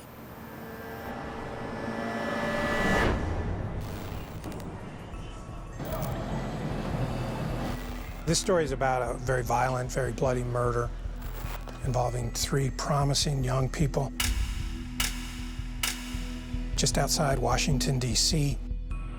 It starts with some friends and a birthday dinner. They're going to go out and celebrate. Montgomery County 911, what is the address of the emergency? What is your name? Taylor Gold. The police get this 911 call. It's a little vague. There's blood everywhere. What do you mean there's blood everywhere? What happened? I don't know. The police come into this efficiency apartment that's all bloody. They see a dead guy with a lot of blood on him. And they see his friend who's covered with blood. And then they see the friend's girlfriend. She's got blood on her. Mark Waugh, the victim, was stabbed in the neck, was stabbed in the chest, twice in his left shoulder. His jugular vein was cut. Just brutal. I got a call that 2 subjects were coming. They were definitely not the usual cast of characters at all. Mark Waugh, he's a first-year law student at Georgetown. Rahul Gupta is Mark's friend from high school. He's got an engineering degree. And then there's Taylor Gold, Rahul Gupta's girlfriend. She's got a biomedical engineering degree as well. Mark is dead. What? Yeah. Taylor Gold. Oh my God. You know, clearly she had been drinking. Mr. Gupta had also been drinking. I don't know how Mark got dead. They can both remember up until a certain point, but the crucial 45 minutes, nobody seems to remember anything. I remember what happened. I told you everything I did remember. You're talking about a really small apartment. To say that you don't know what happened when somebody gets killed violently is unbelievable. Somebody was murdered in your joint. I know. Some people are going to do whatever they have to do in order to try to save themselves. One of them had to do it. I really don't remember. I didn't believe her then, and I still don't believe her now. And I don't know that we believed either one of them. I know my brother. He didn't do this. One of them did it. Oh my God.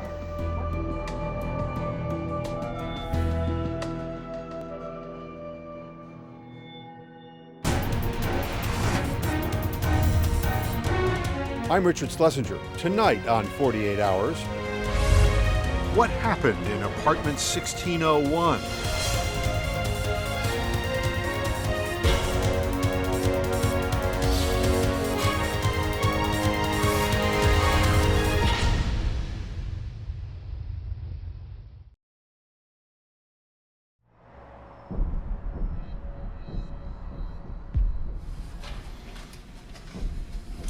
When you came in the door, how did you approach this place?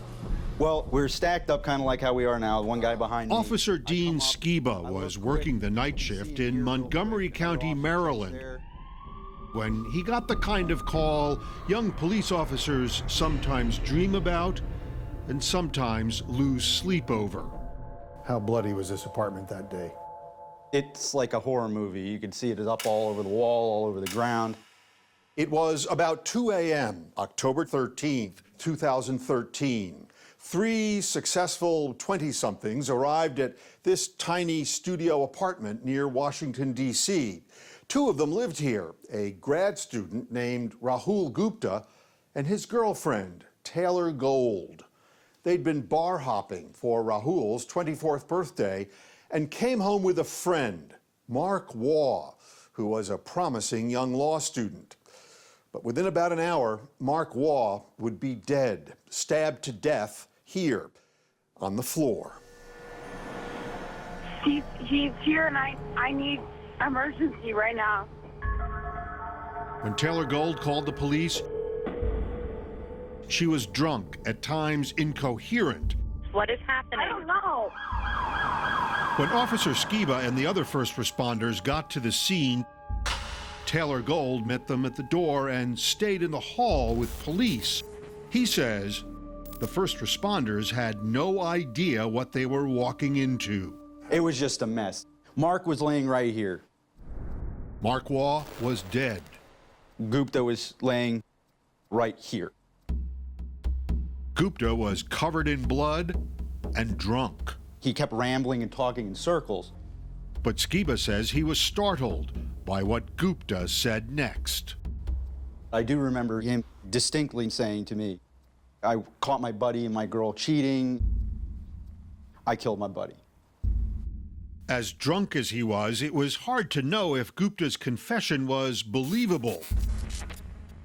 He was handcuffed on the spot.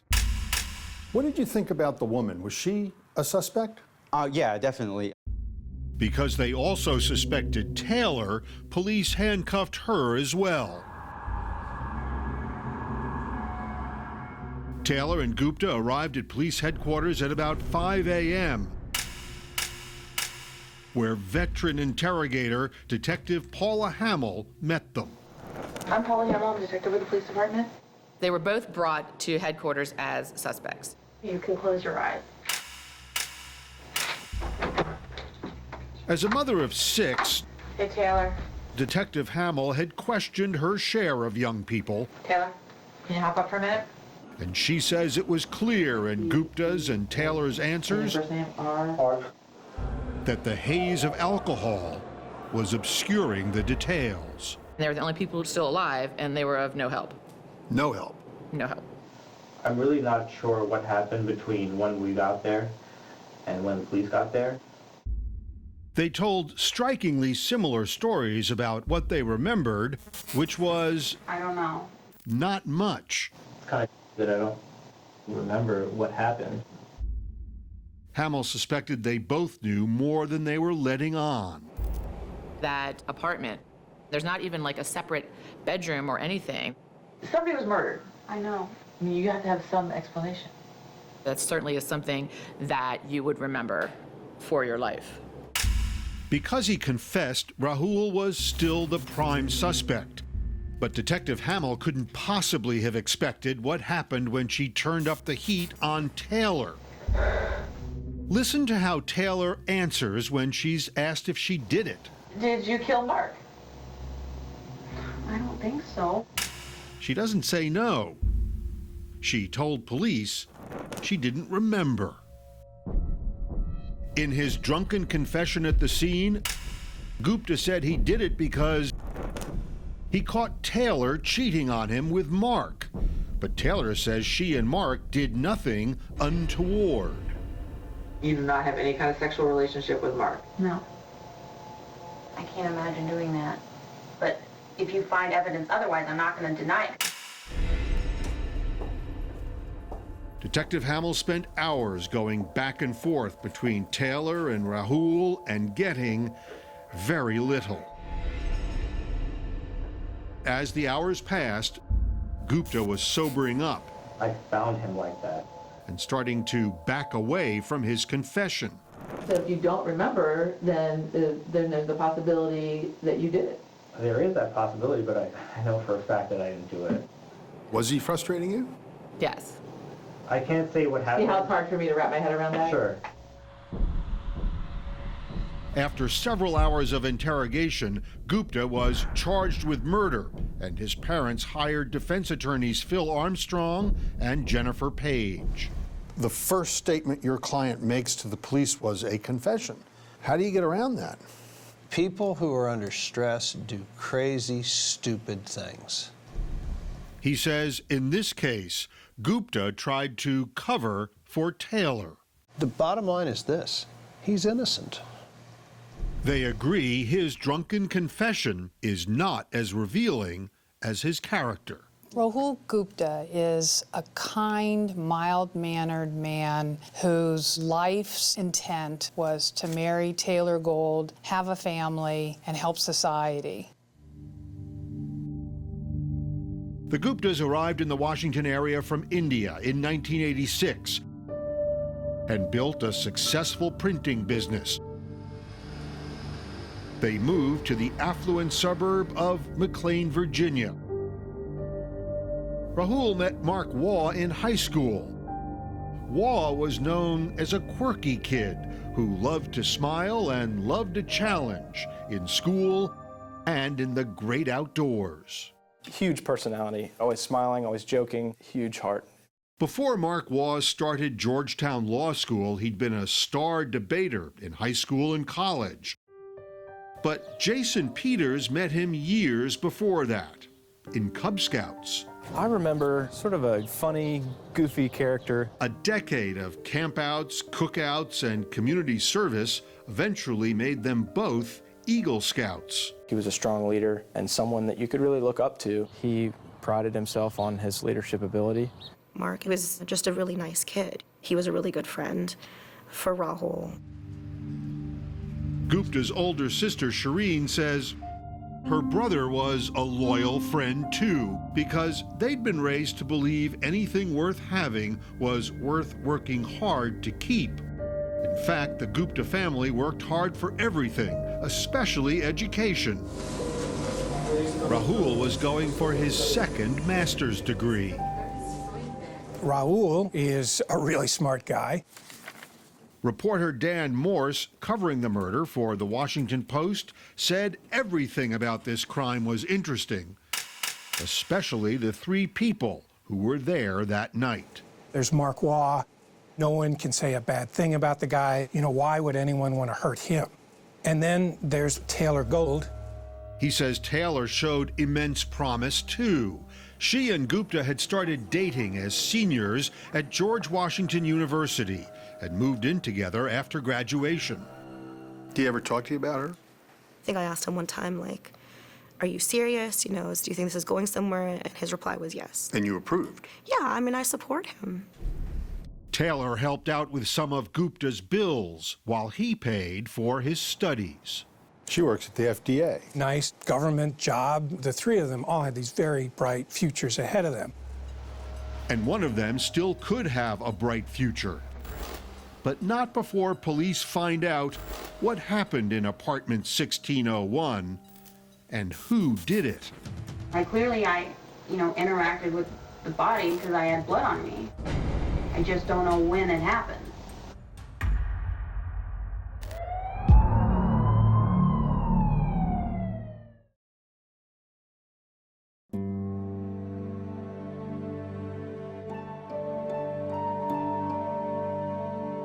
We started figuring out that something was wrong when Rahul didn't respond to any of our birthday wishes. It was the evening after Mark Waugh's murder, and Shireen Gupta Rappaport says her family still had no idea what had happened. In fact, they planned a dinner out to celebrate Rahul's birthday, but Rahul and Taylor Gold never showed up. How worried were you? I mean, really worried, because it just wasn't normal. We couldn't get him on the phone. We couldn't reach Taylor on her phone. We knew there was something wrong.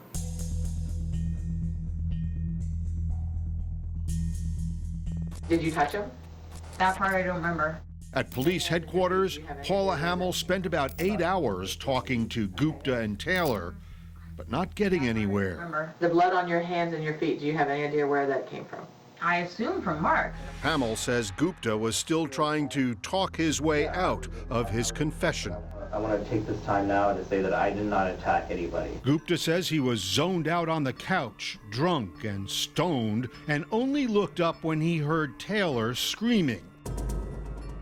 When he realized Mark was hurt, he says, he tried to stop the bleeding. I came to him, and then I put a lot of pressure here, and then I just sort of hugged him. Gupta acknowledged he never actually saw his best friend and his girlfriend doing anything improper. He only had a hunch. Him and Tay just made it seem like they had a thing going on. And as soon as I found that out, I just started doing my own thing. The brother that I know is very calm, actually a very calm person. But since he had confessed at the scene, Gupta remained the prime suspect. Prosecutors Timothy Hagan and Patrick Mays would begin looking into his past. He was overly competitive, confrontational. There was some talk about him having a temper. Yeah, not that I've seen. You've never seen him mad? No. We know that he has a temper, and we know that that temper gets worse when he drinks.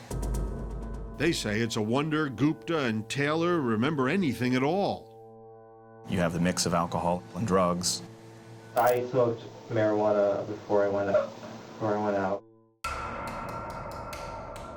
Gupta and his friends went bar hopping for his birthday to 3 bars, drinking for hours. Gupta, Taylor, and Mark were joined by another friend, Josh White. And everyone agrees things started getting strange around midnight at this bar, Buffalo Billiards, but they strongly disagree on crucial details. Along with the drinking, there was a little flirting. One of the most important questions in this case is who was flirting with whom? Taylor Gold said Josh White was getting a little too friendly. Josh was texting me and it was really weird and he was kind of hitting on me and Josh was? Yes. But Josh White would later tell them it was the other way around. She has a tendency to be a little flirtatious to Raul's friends. And I just asked her, like, straight up, like, what's the deal? Like, you know, you're a little flirtatious. She said I couldn't do that to Rahul. You know, I love him very much. He says Mark walked up to them at exactly that moment, overheard her say, "I couldn't do that to Rahul," and misunderstood. It sounded like I was hitting on her, and so he took that very bad way. He was pretty pissed off. Josh White says he tried to explain the misunderstanding to Mark and Rahul at the bar, but things had gotten uncomfortable, and Taylor wanted to leave. White went back to his place. Mark went home with Gupta and Taylor. This is security video of the 3 of them walking through the lobby toward the elevator. Not long before the bloody attack on Mark Wall. Can you tell anything from the body language of Rahul Gupta and Taylor Gold? She seems intoxicated. She seem mad? I don't think so. I didn't see that. Does he seem mad? It's hard to tell.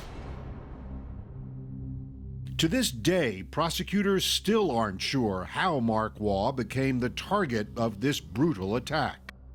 Was there ever any friction between your brother and Mark? Not that I know of. But at one point, Mark texted a friend, apparently from the bathroom. "My night is becoming historically awkward, and I'm about to gnaw my hand off so I can leave in the ambulance." He's just looking for an escape. So there was some drama going on in that apartment. Absolutely. Because Gupta and Taylor both lived here, DNA and fingerprints wouldn't help. But there were other bits of evidence that would. And the prosecutors say that's what focused their attention on Gupta and away from Taylor. It's not possible that she physically could have done it. Taylor is only 5'5" and 125 pounds. They were sure she isn't big enough to be the killer. Mark, who's considerably larger than her, was fighting back. And she doesn't have a mark on her consistent with being fought back. They also don't think she was bloody enough. She has no blood on her face, no blood in her hair. Could she have washed up? There are photographs that are taken within several minutes. Her hair is not wet, and she has her makeup on. And they say she behaved as anyone would, who is confused and innocent. How did she get blood on her hands? Contact with Gupta. On the 911 call, it does sound like Taylor could be touching Gupta. Get off of me! Don't touch me! The prosecutors concede Taylor and Gupta might have been in love once, but they say they were not at the time of the murder. This relationship was not a good relationship.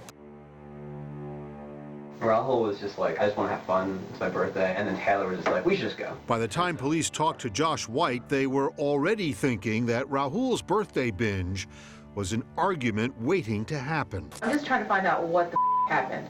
What the heck happened? Yeah, somebody got stabbed. Right. So, again, I don't know. I didn't do it. Rahul still insists he didn't do it. But now, for the first time, he says he knows who did. If you didn't stab him, then who did? Okay? Yeah. You said you had to have done it because he didn't do it. Oh my God. Obviously, I don't trust that Taylor girl. I just don't trust her.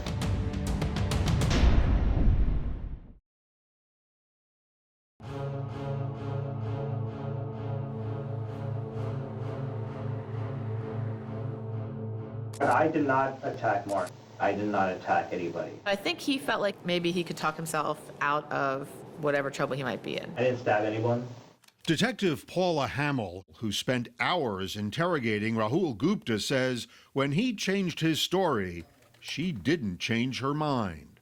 I believe that his initial statement was as truthful as he could have been. And then I think he spent the rest of the time trying to get away from that. There's no question that Rahul made false statements. Defense attorney Jennifer Page says Gupta was drunk and disoriented, and that's why he confessed to protect Taylor from being charged with the murder. I think it's very difficult for people to believe that an innocent person would implicate themselves for any reason, at any time, to any degree. I think that he would definitely try to protect Taylor. I mean, when you heard what he said to that first police officer who came in, what did you make of that? Honestly, I didn't believe it. You didn't believe he said those words? Correct. Co-counsel Phil Armstrong says as Gupta sobered up, he quickly realized going to prison for Taylor Gold wasn't a good idea. So he started telling the truth. When they questioned him about what happened, he was adamant that he had not done it. And Armstrong says the evidence backs up his client, starting with that surveillance tape from shortly before the murder. Mark was laughing. He and Rahul appeared to be interacting favorably. And they think if anyone was acting suspiciously that night, it was Taylor Gold. Gupta's lawyers say Taylor only called 911 when Gupta ordered her to, and she wouldn't tell the operator much of anything. Okay, Taylor, are you there? Taylor, hello? Taylor. Hello? Taylor. Yeah. Yes, hello, I need you to talk to me. The defense says that tape reveals a lot about Taylor and Gupta. You can hear him screaming, call 911. What is the address of the emergency?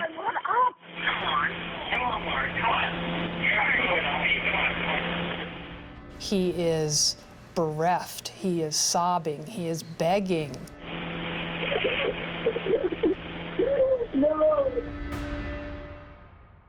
This is inconsistent with somebody who hated this man so much that he had to stab him 11 times. Page and Armstrong say Gupta did everything he could to keep his friend alive. We know for a fact that he gave him CPR. And they say that's why he's covered in Mark's blood. They argue much of the other forensic evidence at the crime scene is meaningless as well because police were careless. Horrible mistakes were made. And the lawyers think Taylor acted too deliberately that night, considering she claimed not to remember what happened. There is evidence that before the first responders could get there, she changed her clothes. Not once, but twice. How did she get blood all over her legs, her hands, her dress? How did the blood get on the dress? I mean, maybe I was by Mark before Rahul got. I mean, I have no idea. You had the wherewithal to change your clothes, yet you can't remember how you got the blood on you. I'm telling you the truth. Gupta's lawyers say these photos show Taylor could have been responsible. There were two very peculiar marks on her hand, located just below the knuckle of the little finger.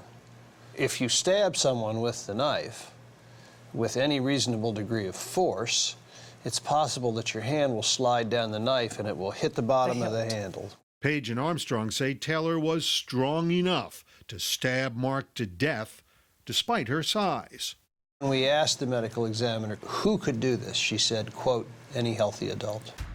Police believe Mark Waugh fought his attacker, and the lawyers say there is evidence that Taylor Gold was in a fight. Her fingernails were bloody and one was broken.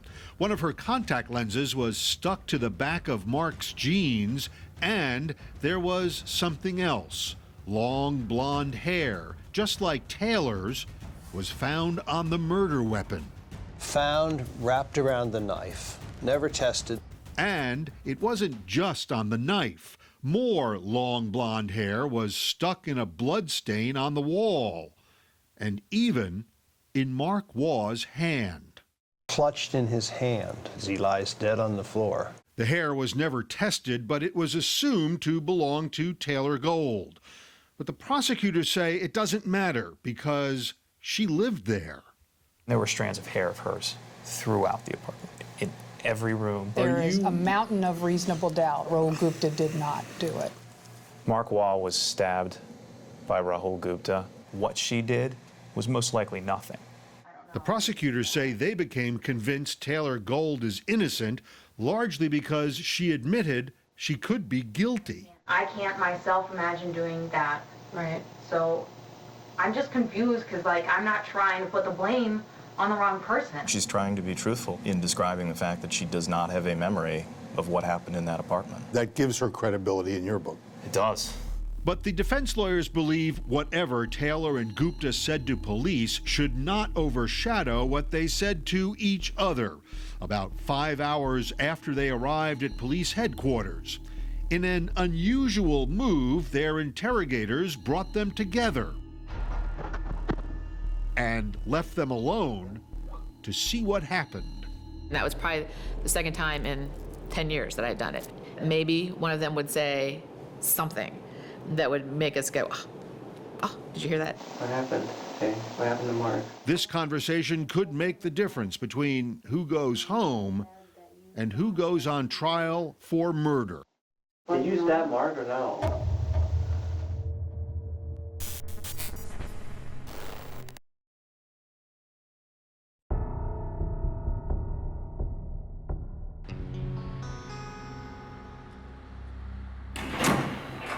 Rahul Gupta and Taylor Gold had been talking to police for about 5 hours when Detective Paula Hamill made that unusual strategic decision to let them talk to each other. Okay. Yeah. If Gupta was acting for the detectives, he was staying in character in a performance with Taylor. Did you stab Mark or no? I don't think, like, I wouldn't do that. Why would I attack someone? Gupta kept trying to blame Taylor. What happened between you two? And she kept not quite denying that she did it. Did they have some conversation before the police got there to say, I'll say I don't know, you say you don't know, and maybe they'll never find out?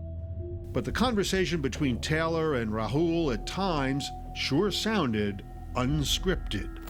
I want to poop. I want to eat. I'm hungry.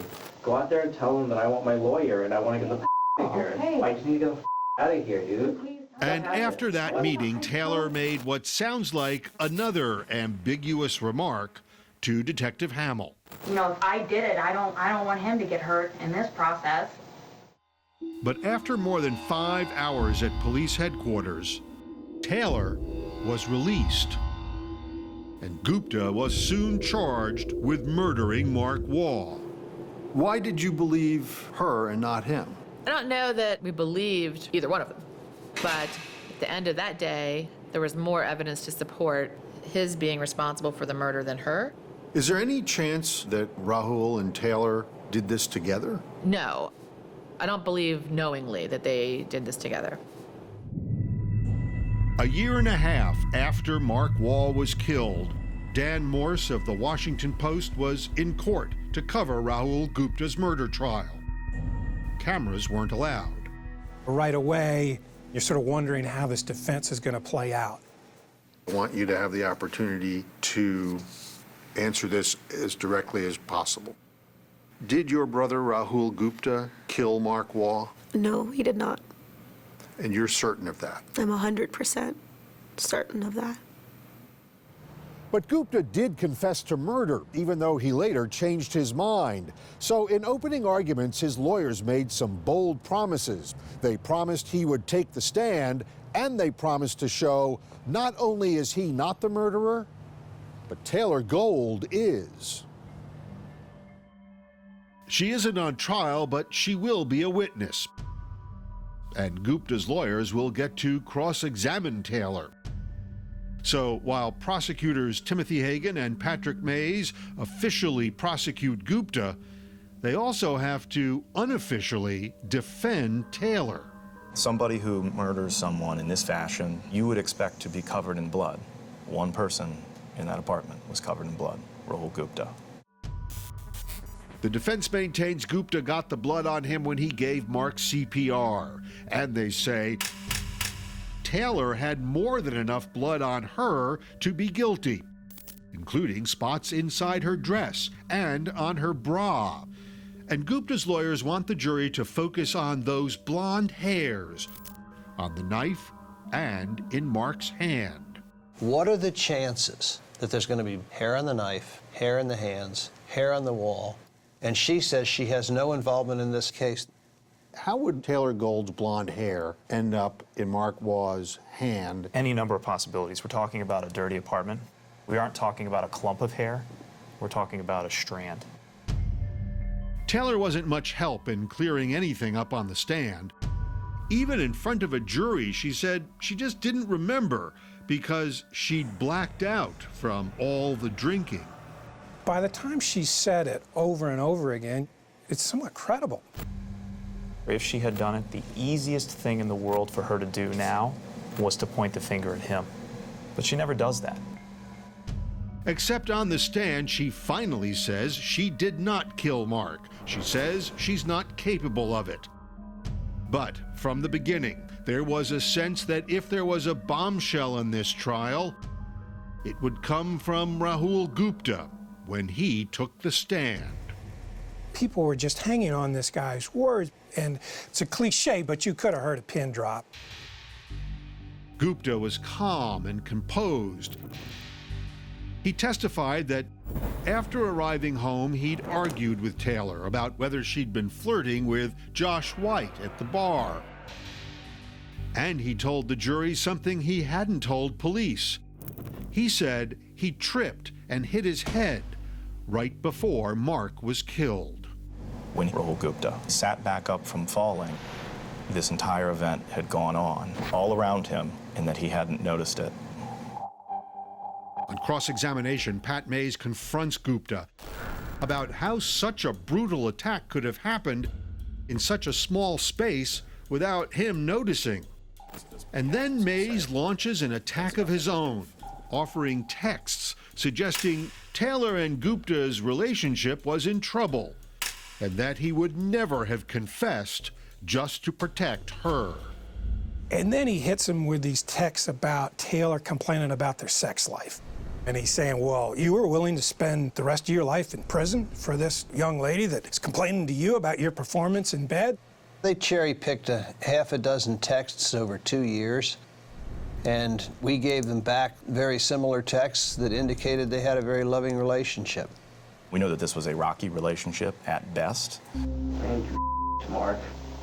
Gupta's lawyers think it's critical for jurors to know that he maintained his innocence in that taped discussion with Taylor.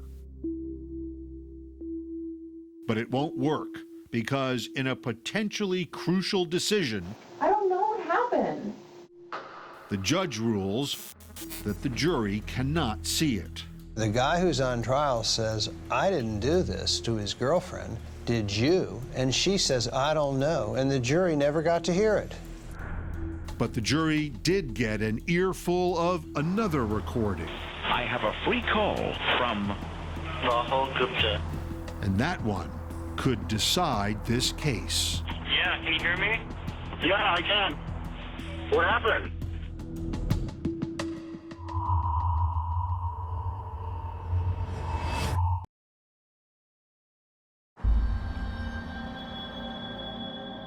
After nearly 15 hours in custody, Rahul Gupta made a phone call. He called his father. Where are you? I'm in jail. Like most calls from most jails, this one was recorded. Gupta told his father what happened in the apartment. What happened? Mark and I got into a fight, and he tried to get a knife, and then I grabbed the knife. It's hard to hear, but it sounded to lawyers on both sides like Gupta admitted holding the knife. The jury will decide for itself. I grabbed the knife. He's still traumatized by what happened. It doesn't make any rational sense. It doesn't unless he's telling his father the truth.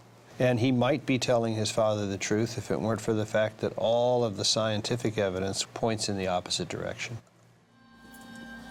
In their closing argument, prosecutors say the jury doesn't have to take their word about Gupta being guilty. Who did you get into a fight with? They can take Gupta's. Mark.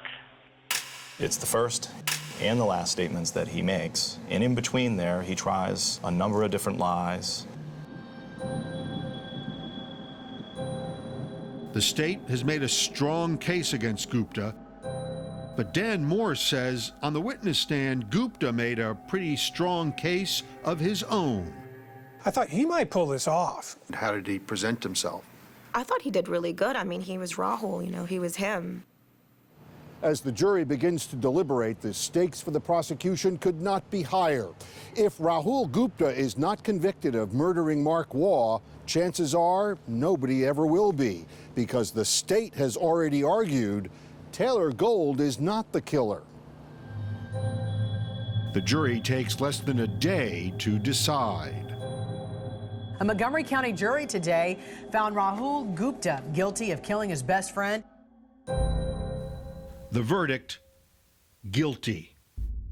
Our son, Mark, all I can say is a gift from God. And the sentence, life in prison, is what Mark Waugh's family was hoping for. His murder was a sin, not just on his family, but on the community as a whole. I mean, it was devastating. How do you deal with that? How do you absorb that? When you don't have a choice, you just do it. We feel very strongly he didn't get a fair trial. Gupta's lawyers believe the judge should have allowed the jury to see that tape of Gupta talking to Taylor. What happened to Mark? I don't know. At police headquarters. I don't know. I'm freaking out, okay? I don't. This is important stuff that goes right to the issue of guilt or innocence. Is Taylor Gold an innocent bystander in all of this? Yes. Purely innocent? We believe so, yes. I feel comfortable that she wasn't held criminally responsible in the murder. Detective Paula Hamill maintains Taylor Gold is legally not guilty, but she believes Taylor may have played some role in what happened that night. Miss Gold could have set up an environment that caused Mr. Gupta to become upset. I also still do believe that she was possibly involved in a relationship with the victim behind Mr. Gupta's back. Taylor Gold did not want to discuss that night or anything else with 48 Hours. She's getting an MBA and moving on with her life. Miss Gold has something that she has to carry for the rest of her life. Shireen Gupta Rappaport says Rahul does too. The family is doing what they can to help him transition from life in this kind of institution to life in this kind. Rahul and us, we're determined to make the best of this, however that might be. I don't think we have a choice. But Rahul is still in their lives. At the end of the day, I'm grateful that I have my brother. He's still somebody I can go and talk to, I can visit, I can write to him. She says all the Guptas know, that's more than Mark Waugh's parents have. While I can talk to my brother, they can't talk to Mark. His death is a tragedy that we must carry for the rest of our lives.